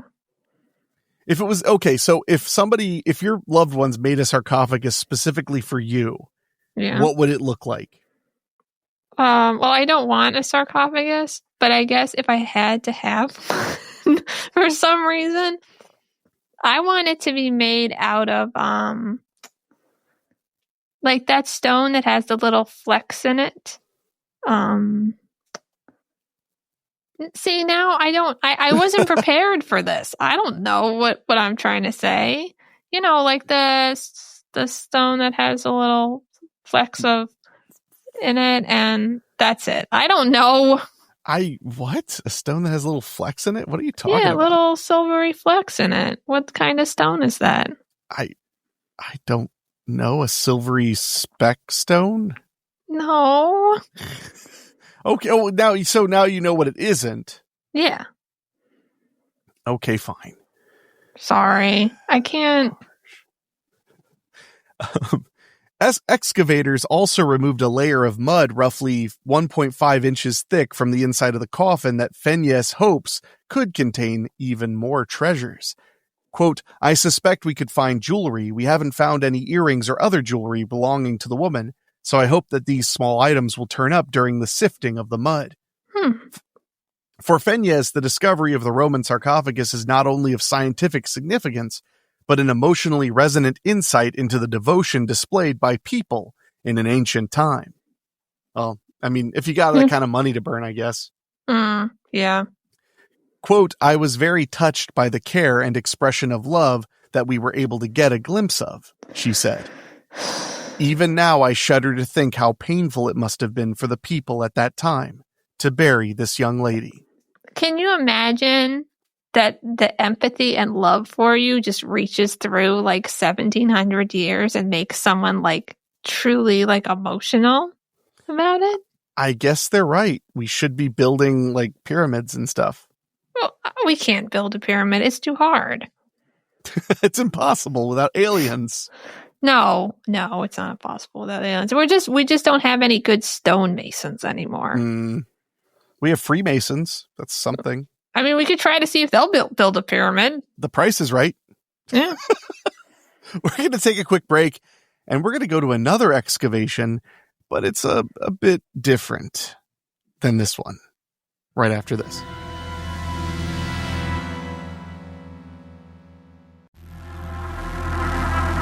Chell, now we're headed from Budapest to somewhere even more mysterious and exotic. Really? Yeah. Oh. Indianapolis. Yay! Yeah. I think Indianapolis is very underrated. Me too. I like Indianapolis. So this is from IndyStar.com. Excavation concludes at Henry Street Bridge project site. 1,700 graves unearthed. Yeah. So, no joke. The reason that this fascinated me was when I found the article from before, but I was skimming, I thought they were the same article because I saw 1,700 in both of them. But one was 1,700 years old and the other was 1,700 bodies. Wow. Yeah. Wow. Eunice Trotter walked the rocky dirt strip that would be the right-of-way for the extension of Henry Street. Recently, the land had been overturned there, and the remains of Hoosiers from the past uncovered. I love that turn of phrase. For years, Trotter and others had called for the land, about 1.5 acres, to be excavated before the city paved it over for a road extension to the planned Henry Street Bridge, which would connect downtown Indianapolis to Elanco Animal Health's newly built headquarters on the river's west side.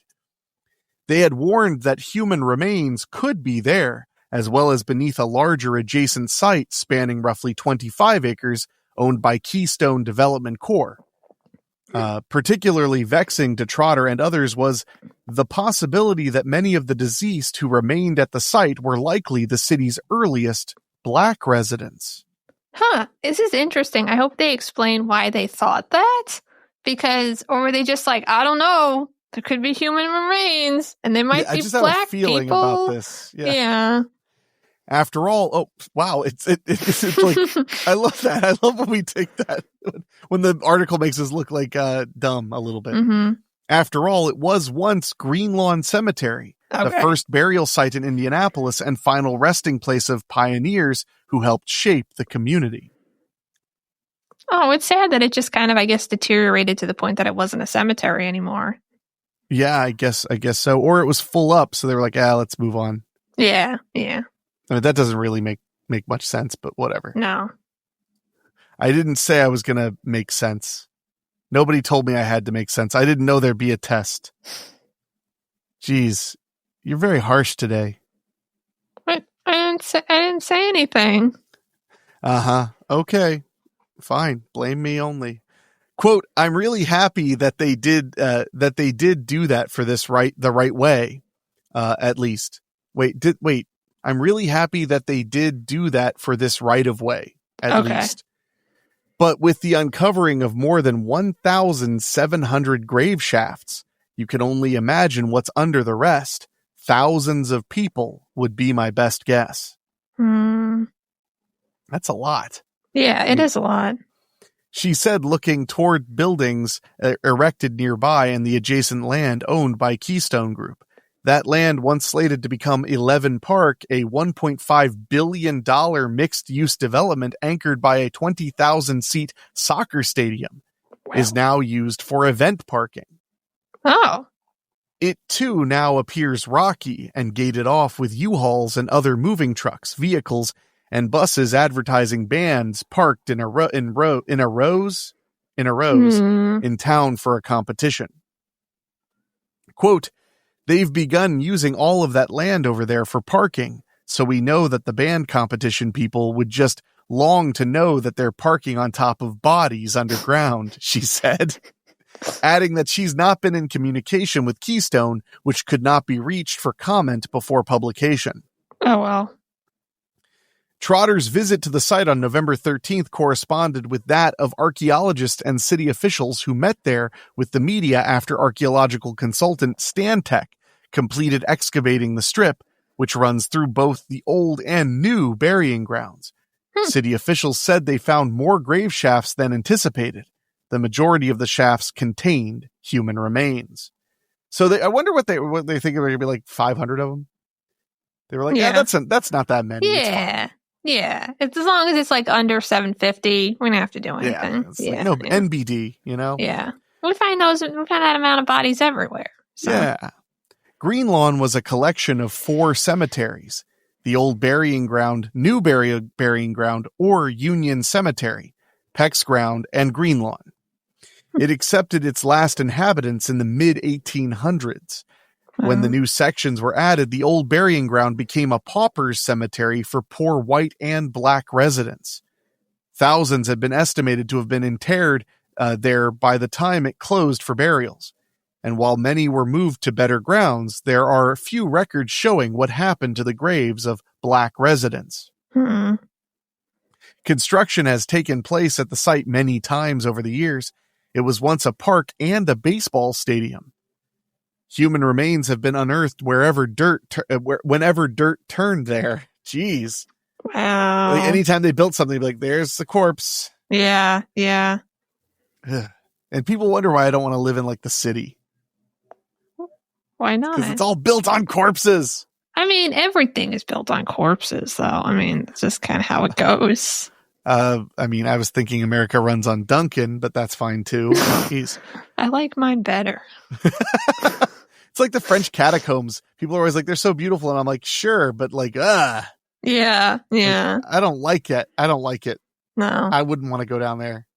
No, I mean, I might want to see it. It's there. There's so many graves. We have to move them. So let's just like fuck with their bones for funzos and make walls out of them. Like, dude. Yeah. Those were all people. But now they were French. Walls. That's fire. They were French, but still, now they're walls. Fair enough. Now that the excavation is complete, the road connection extending from Kentucky Avenue to the bridge is expected to be completed by the end of next year, and bridge work over the river is expected to be mostly finished by that time. Meanwhile, infrastructure on the west side of the river should be open to the public in a few months. This website is giving me all kinds of problems. Oh. Wow. Oh, wait, was that it? I apologize. Sounded like, yeah. I literally went to scroll and it just didn't scroll. Oh. And then it like jumped down to the bottom of this. Mm-hmm. Oh, here we go. The condition of caskets, artifacts, and human remains varied, said Stantec archaeologist Ryan Peterson, noting that the number of human remains found does not equal the number of grave shafts. That's because that's became some remains. That's because it says became. Because some remains are well preserved and intact, while others are not. Quote, over half of the individuals of that 1709 were complete burials, he said. Burials were stacked or intersecting because they occurred at different times. In an extreme example, 3 to 5 people could be buried together. Wow. Quote, it wasn't uncommon to find out to find two that were intentionally in the same hole, but separated or adjacent that were kind of overlapping. That was more common in the old burying ground, the older part of the cemetery, he said.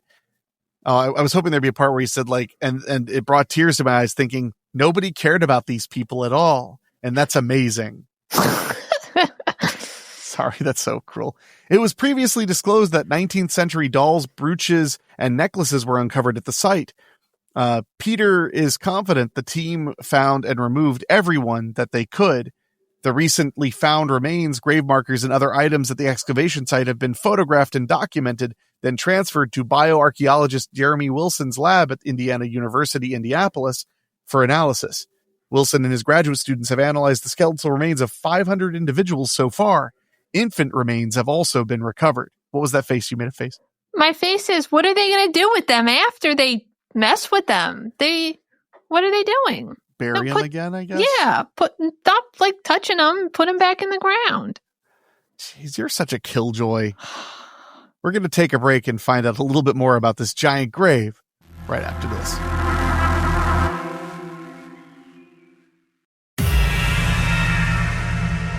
Okay, we're back, and Chell, as we wrap up this article about the Indianapolis mass grave excavation, they immediately stick it to you. Oh, man. The next line, quote, this cemetery has been effaced for over 100 years, and it's been forgotten about by most people in the community, but not all, Wilson said. This is our one opportunity not only to analyze in a scientific way these individuals, but also get them reburied in a protected cemetery where they can be properly honored as our city's first residents. Yeah, I'm just going to stop talking. I mean, hey, you were just like, you just wanted to be hateful, Chell. And, people, I get it. You're giving the people what they want. They love hateful Chell. I'm not. No. We have a Spotify comment that literally says Spicy Michelle is the best thing ever. No.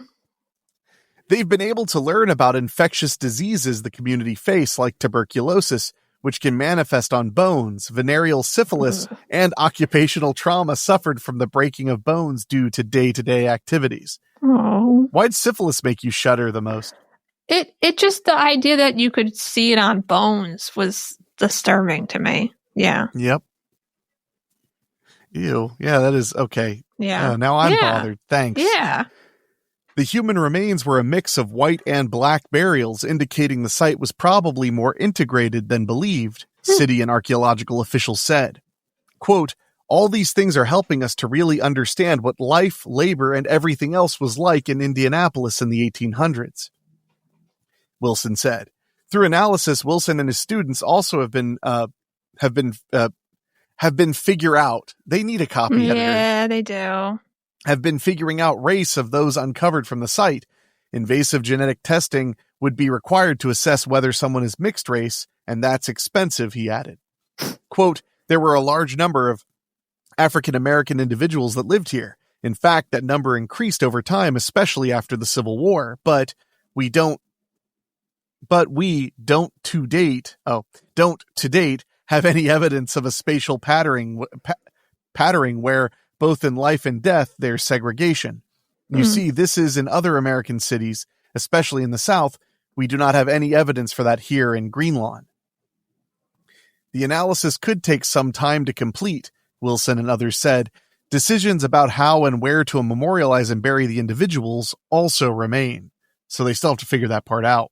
Okay. But they said they're going to, and they're not just saying that for the sake of the article, probably. I hope not.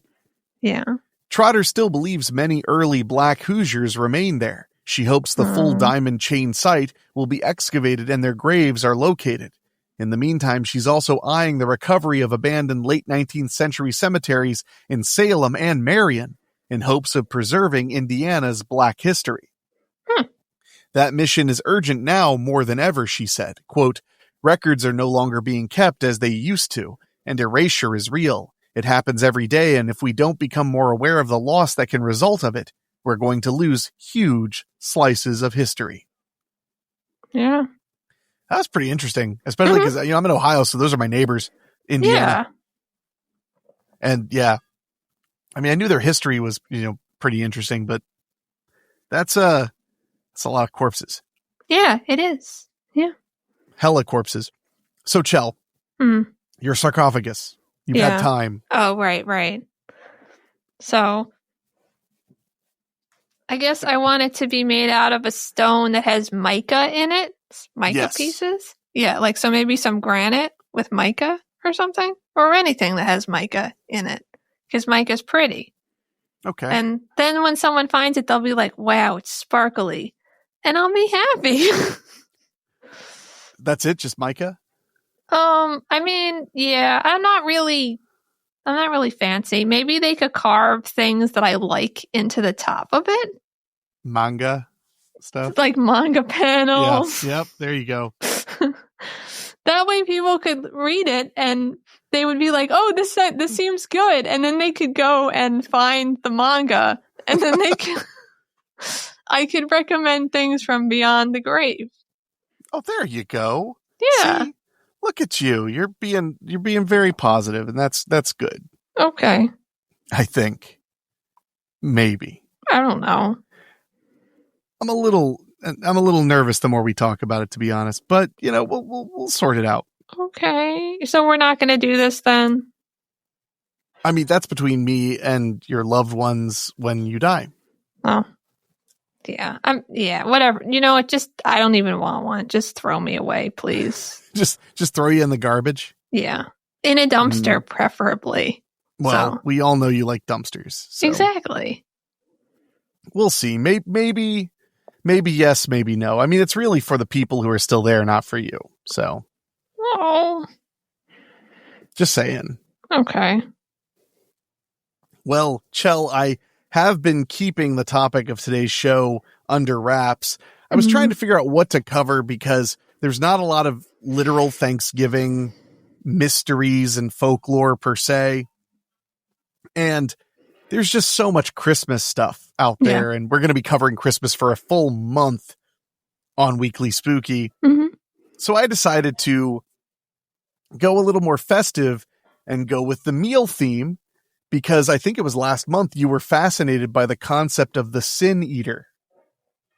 Yeah. So we're going to do a little dive into the sin eater. Okay. And learn a bit about a meal you would be thankful that you never have. So we'll be talking about that right after this.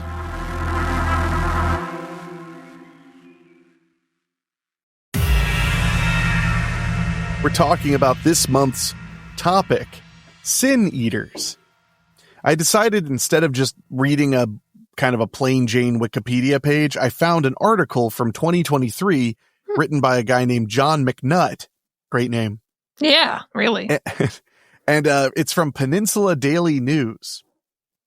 Although in the article it mentions like that this has nothing to do with here, like where they are. Okay. I guess he just wanted to write that.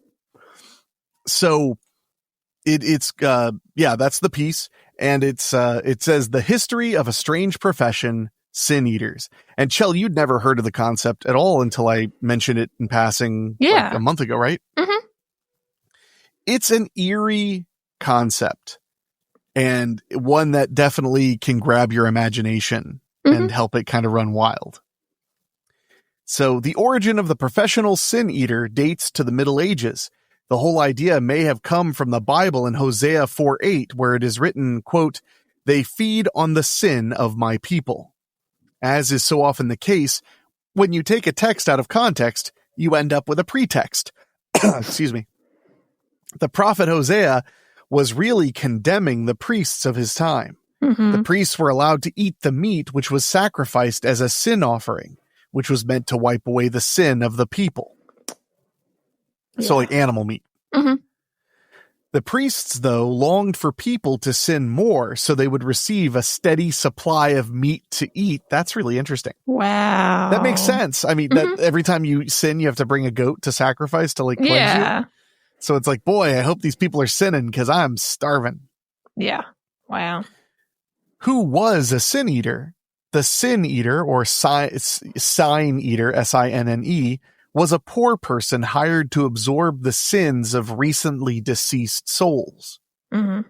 Families wanted to spare their deceased members the discomfort of purgatory. Chell's like, I'm looking forward to purgatory the most. I mean, yeah, you just get to hang out and not do anything. And you don't feel bad because you can't do anything, even if you wanted to. I dig that. Yeah. Excuse me. But I'm sorry. not getting out of purgatory if I go there, so it's not like... That's true. Yeah. Yeah. The sin eater would ceremoniously consume food prepared by the deceased's family. Mm-hmm. This was often bread and ale. The food would be consumed in the vicinity of the corpse. While the idea was commonplace, the custom was modified to suit local circumstances such as the person's social class. Observing the world, we can see funeral rites as varied as the numbers of people groups around the world. According to customs, the sin eater was called or presented himself at the home of the deceased. Mm-hmm. A crust of bread, which had been laid on the chest of the deceased, was given to him to eat. Then a small coin was placed on his palm. Yes, they would literally like take the food off of the corpse and then eat it. Yeah. I mean, that's the only part of this that's like a little bit. I'd still, Still what? I'd still probably do it as a job. And I don't really want to. I don't want to be eat. a sin eater? I don't want to eat food off of a dead body. That's the job. Well, the job is also just eating the food. That part's fine. And I don't mind absorbing the sins of the people. That's fine too. Okay. Chell, just the layers of Chell that we discover on this program. I'm going to run all the transcripts of the show through an AI and ask it to like just give like a synopsis of who you are as a person. No. I'm going to, now I have to. It barely knows. Amazing. No, it's okay. You're right. I'll run the transcripts of all of your anime podcasts. No! It'll be perfect. I'll be thankful for that. Oh, God. Finally, he was covered in ashes and driven from the house with sticks. That seems mean. You'd probably like it. Yeah. The act itself was one of extreme humiliation and degradation. Michelle's like filling out her resume. Later, the custom was modified and ale and bread were partaken directly from the chest of the deceased. Okay, so for a while there, I wasn't, but now I would could, be. I guess you could like pick it off their chest or something. Mm-hmm. The custom continued to be refined and became more elaborate. Later, banquets were provided for the sin eater. The scale of this banquet depended a great deal upon the status and wealth of the deceased family. I just want to point out for a second, Chell was like, I don't love the idea of eating off a corpse, but I like the job of like just eating the food and all this. After you just like crapped all over Thanksgiving and now you're like, but I'll eat, corpse food. Well, I never said I wouldn't eat the food at Thanksgiving. It's just not my favorite. So I probably wouldn't really like this food that much either, but it's food, so it's going to keep me alive unless I get some disease from the dead person. And I get to do a good service of taking away some sins from some people. So like... My God, Michelle. I don't understand why this is so weird to you. That's the worst part. The degree of the deceased's sinfulness also entered into the matter. In 1687, John Aubrey wrote a book titled Remains and Gentilism and Judaism. It is a wonderful book you can use to cure any form of insomnia you might be experiencing. You may need to research 17th century spellings and meanings of the words. Yeah, I was having a hard time with those. Aubrey wrote of this custom, describing first a man who was long, lean, ugly, lamentable, poor, and a lamentable, poor rascal. I think you kind of are a rascal. Really? Think I'm a rascal? I would describe you as a rascal. Really? Yeah. Okay. This man would be called over to the deceased's home. The corpse would be brought out and laid on the casket. Quote, a loaf of bread was brought out and delivered to the sin eater over the corpse, as also a mazar bowl of maple, a gossip's bowl full of beer, which he was to drink up, and 6 pence in money, in consideration whereof he took upon him ipso facto all the sins of the defunct and freed him or her from walking after they were dead. Okay, so seems like a good way to get a little drunk and get some food in you and a couple bucks. Yeah, do you think if I said I don't really want to drink the alcohol, maybe I could just pour it somewhere and no one would notice, I guess. Do you think if I told them I don't really want to drink alcohol, they would go back to covering me in ashes and chasing me out with sticks? That would be preferable. I think they probably do that. They'd probably be like, wait, what? And then they'd be like, I guess we have all these ashes right here. Yeah, and we've been looking to beat somebody up, so. Yeah, we're pretty mad. Yeah. So, okay, well, we're going to take a break and learn more about these customs and why this is the perfect job for Michelle right after this.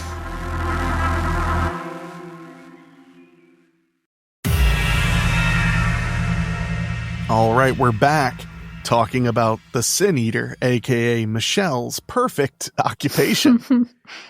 In 1714, John Leland described this custom. When someone died, the sin eater was notified and would arrive at the place where the deceased lay. There he stood before the door of the house. He was furnished a stool to sit upon. That's kind of nice. Yeah. Get a stool. Don't have to just stand there. Yeah. The family would give him some money, a piece of bread to eat, and a bowl of ale to drink. I like that they're drinking beer out of bowls. Mm-hmm. Yeah, I guess they just didn't have cups. They didn't understand the concept yet, Yeah. When he had finished eating and drinking, he got up and pronounced that the soul of the departed was at ease and rest. He had thereby pawned his own soul instead. Early sin eaters were wretched people. They were social outcasts who personified evil for the people in their community. Since the custom inflicted the sins of the dead person upon the sin eater, it was a popular idea that the sin eater continued to be possessed by evil. I've always heard that sin eaters were usually like outcasts, people that nobody liked in society, paupers, murderers, like people who had committed horrible acts. Mm-hmm. I mean, that makes sense though, because you don't want people that you care about to have to take on sins of people and then have problems themselves, unless the sin eater at the end of their life gets another sin eater to take all those sins. They bring in the biggest, the king sin eater, the master, the boss sin eater comes in. He's just a giant dude. He just horks down all the, like a full Thanksgiving platter because you're so sinful. Yeah. Sin eating was a profession chosen by some. They would typically live alone, away from everyone else. You're like, I'm listening. Yeah. If someone encountered this person, they would avoid them like a leper. Okay. You still seem to be all right. Yeah. Only when someone died were they sought out. A small coin was usually sufficient to carry out the ceremony, but larger payments were never rejected. Yeah. You're just like, all right, I'm Michelle. I'm here to do your sin eating.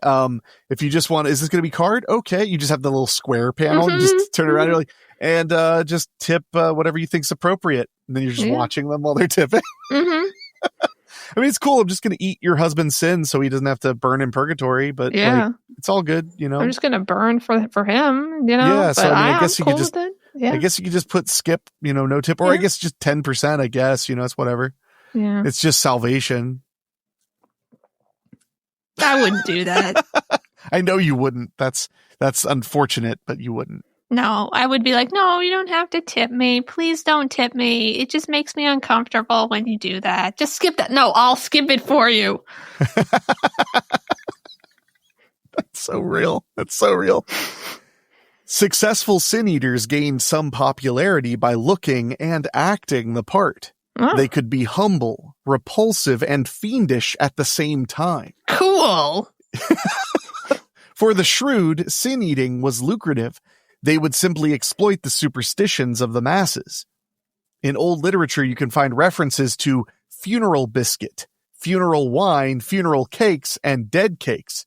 Shakespeare used the term funeral meats. I've heard of funeral cakes, by the way.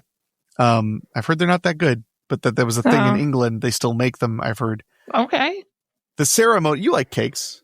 They're okay. Man, what do you like, Chell? Well, I just don't. Everything's fine and okay. I just like cakes in particular out of like types of desserts are my least favorite kind of thing. What's your most favorite? I like pies. What's your favorite pie? Like apple. Really? Yeah. Do you ever have it New England style? I don't know. With a slice of cheddar cheese on top? No.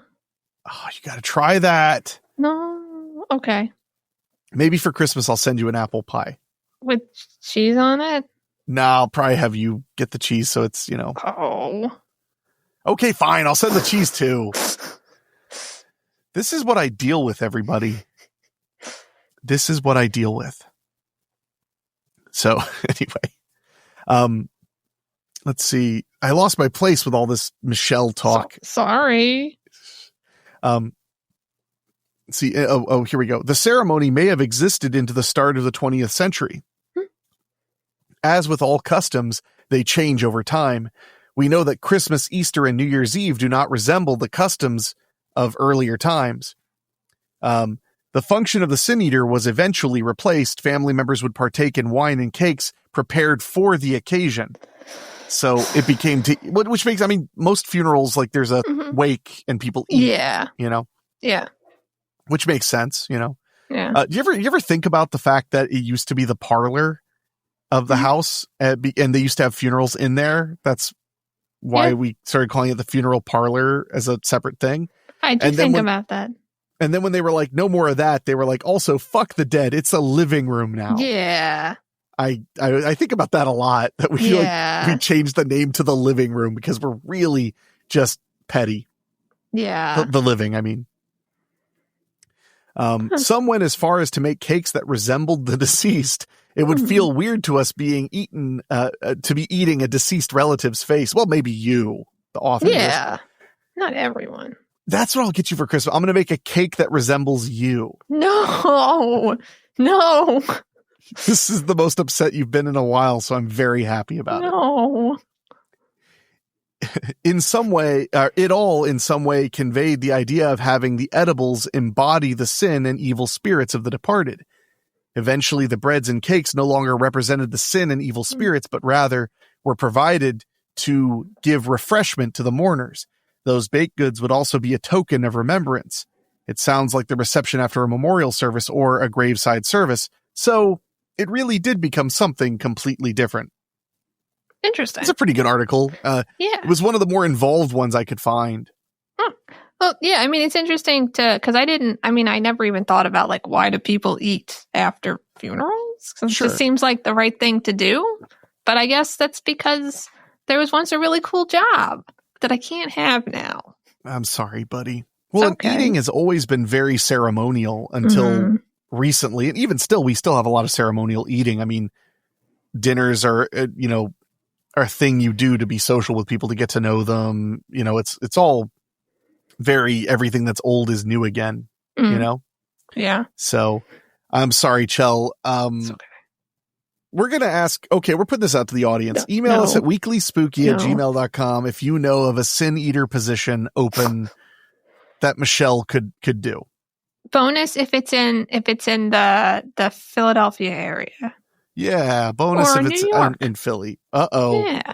Yeah, you don't want to deal with that amount of sin. No, I do. That would gotta make some money.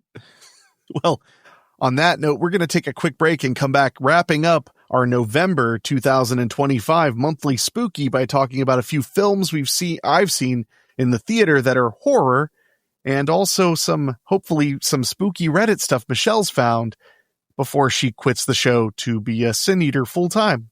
Yay. Right after this.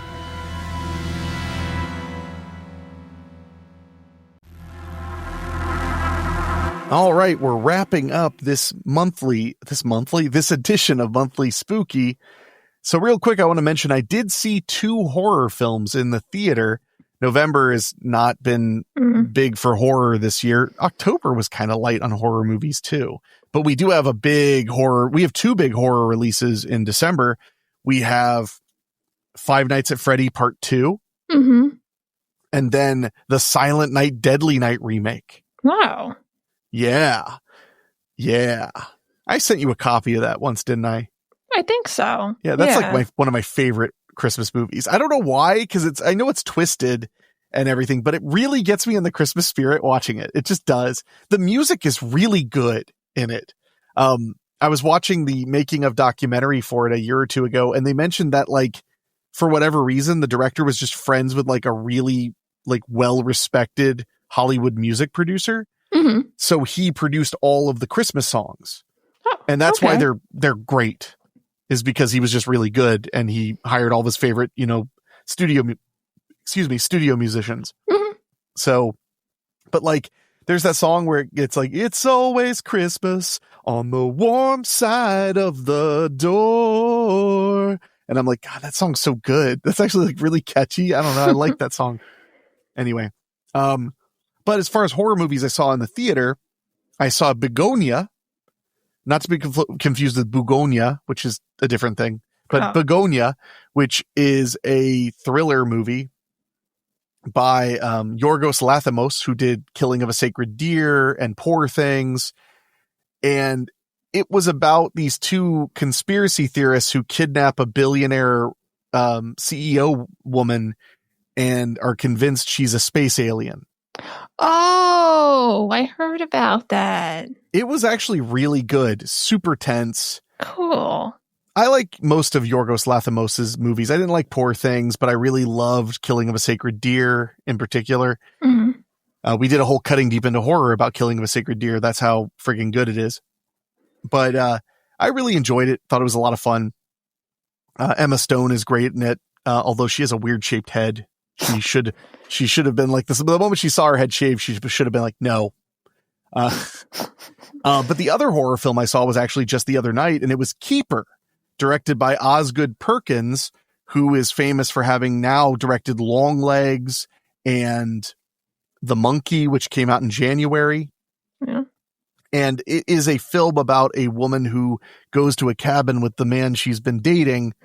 And it's hard to tell you much about it without spoiling it, but like some weird things start happening. And it seems like she's been brought there for a very specific reason. Mm-hmm. Very fun, very scary, really wild imagery and phenomenal performances. I really enjoyed the hell out of it. Cool. Dave didn't like it so much, so I get to make fun of him for that. He was kind of like, eh. And I was like, I thought it was great. I thought it had some really fascinating things.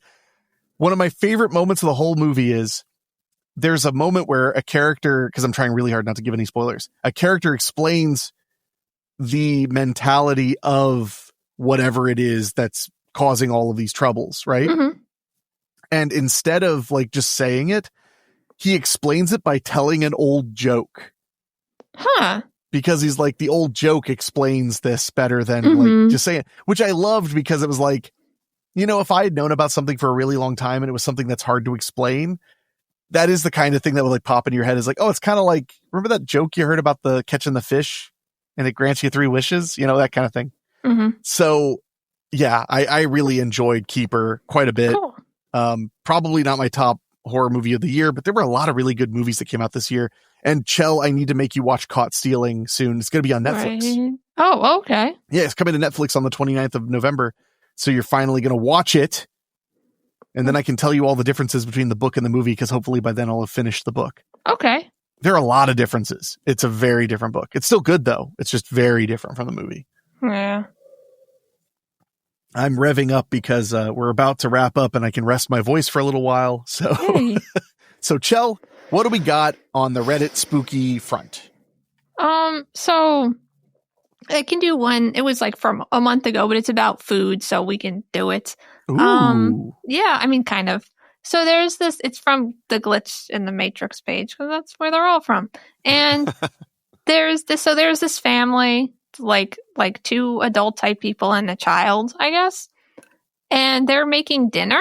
And let me see if I can get the time frame right. So they're making dinner, and they're making like their normal dinner that they make, which is roasted cabbage wedges, potatoes, and smoked sausage, which sounds pretty good. That sounds usually, pretty good, yeah.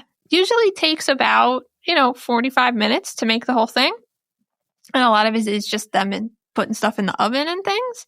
So they start making it at 6:00, and they're kind of doing stuff. And I think like they take one of the things out of the oven, and then it's like the other thing is going to be done in like just a few minutes or something. So they're just kind of waiting at the counter all together, kind of checking their phones and talking and stuff.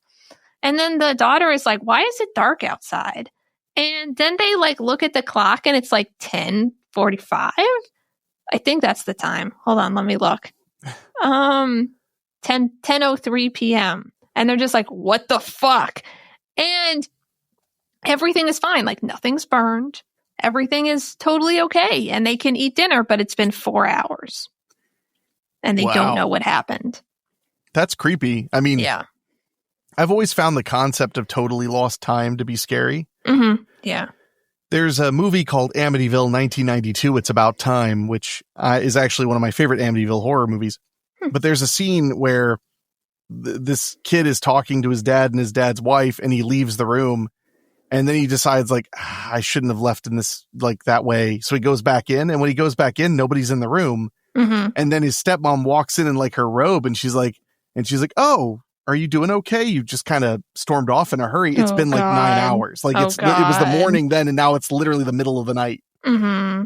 And I remember that they did it so, like quickly, you didn't notice anything changed, and it really messed with me. So that one's weird. I mean, but my first thought would be check for a gas leak. Yeah. Yeah. It would be weird because it wasn't, I don't think when this person posted it, it was super recent. I mean, I think it was within the like a couple of weeks, but it was last night when they posted it. So maybe there is a gas leak. Sounds like a gas leak to me. Yeah, it's just weird that it's weird that they'd all lose the time at the same time. Sure. Especially, no, it doesn't work for a gas leak because the food in the oven would have been destroyed if it was gas leak. I mean, unless they're just all insane. The gas leak made them insane is what I'm saying. Oh, yeah, that's what my thought was, that they were driven insane by a gas leak. I mean, Yeah, because I mean, it's easy to be mistaken sometimes, but that is pretty big. Yeah, and you'd think like they know when they make dinner. Like it's not like it would be weird if you started making dinner like 3 hours late or something. It's not, you'd know, you know? Yeah. Especially an entire family of people. Yeah, an entire insane family of people. Yeah. Making dinner. Making dinner. Well, thank you guys for joining us on this edition of Monthly Spooky. We hope you had a good time. We probably did too, not Michelle, but everybody else. And I want to remind you, tomorrow is This Week in Horror History. We'll be covering all kinds of fun and exciting moments that have happened in horror history. On Wednesday, we have a brand new Thanksgiving horror story called 17th by David O'Hanlon. And then on Friday, Rachel and I will be back on Cutting Deep into Horror, talking all about one of my favorite horror movies of all time and the perfect post-dinner movie, The Texas Chainsaw Massacre. And then on Saturday, our first Christmas compilation drops. 10 scary Christmas stories that'll help you get through doing your laundry, driving a bunch of places, whatever it is you're up to after Christmas is over. Thanksgiving is over. I need to make it to Thanksgiving, somehow survive to it. But thank you guys so much for joining us. Chell, I'm going to give you the final word, but don't waste it. No. Wait, was that it?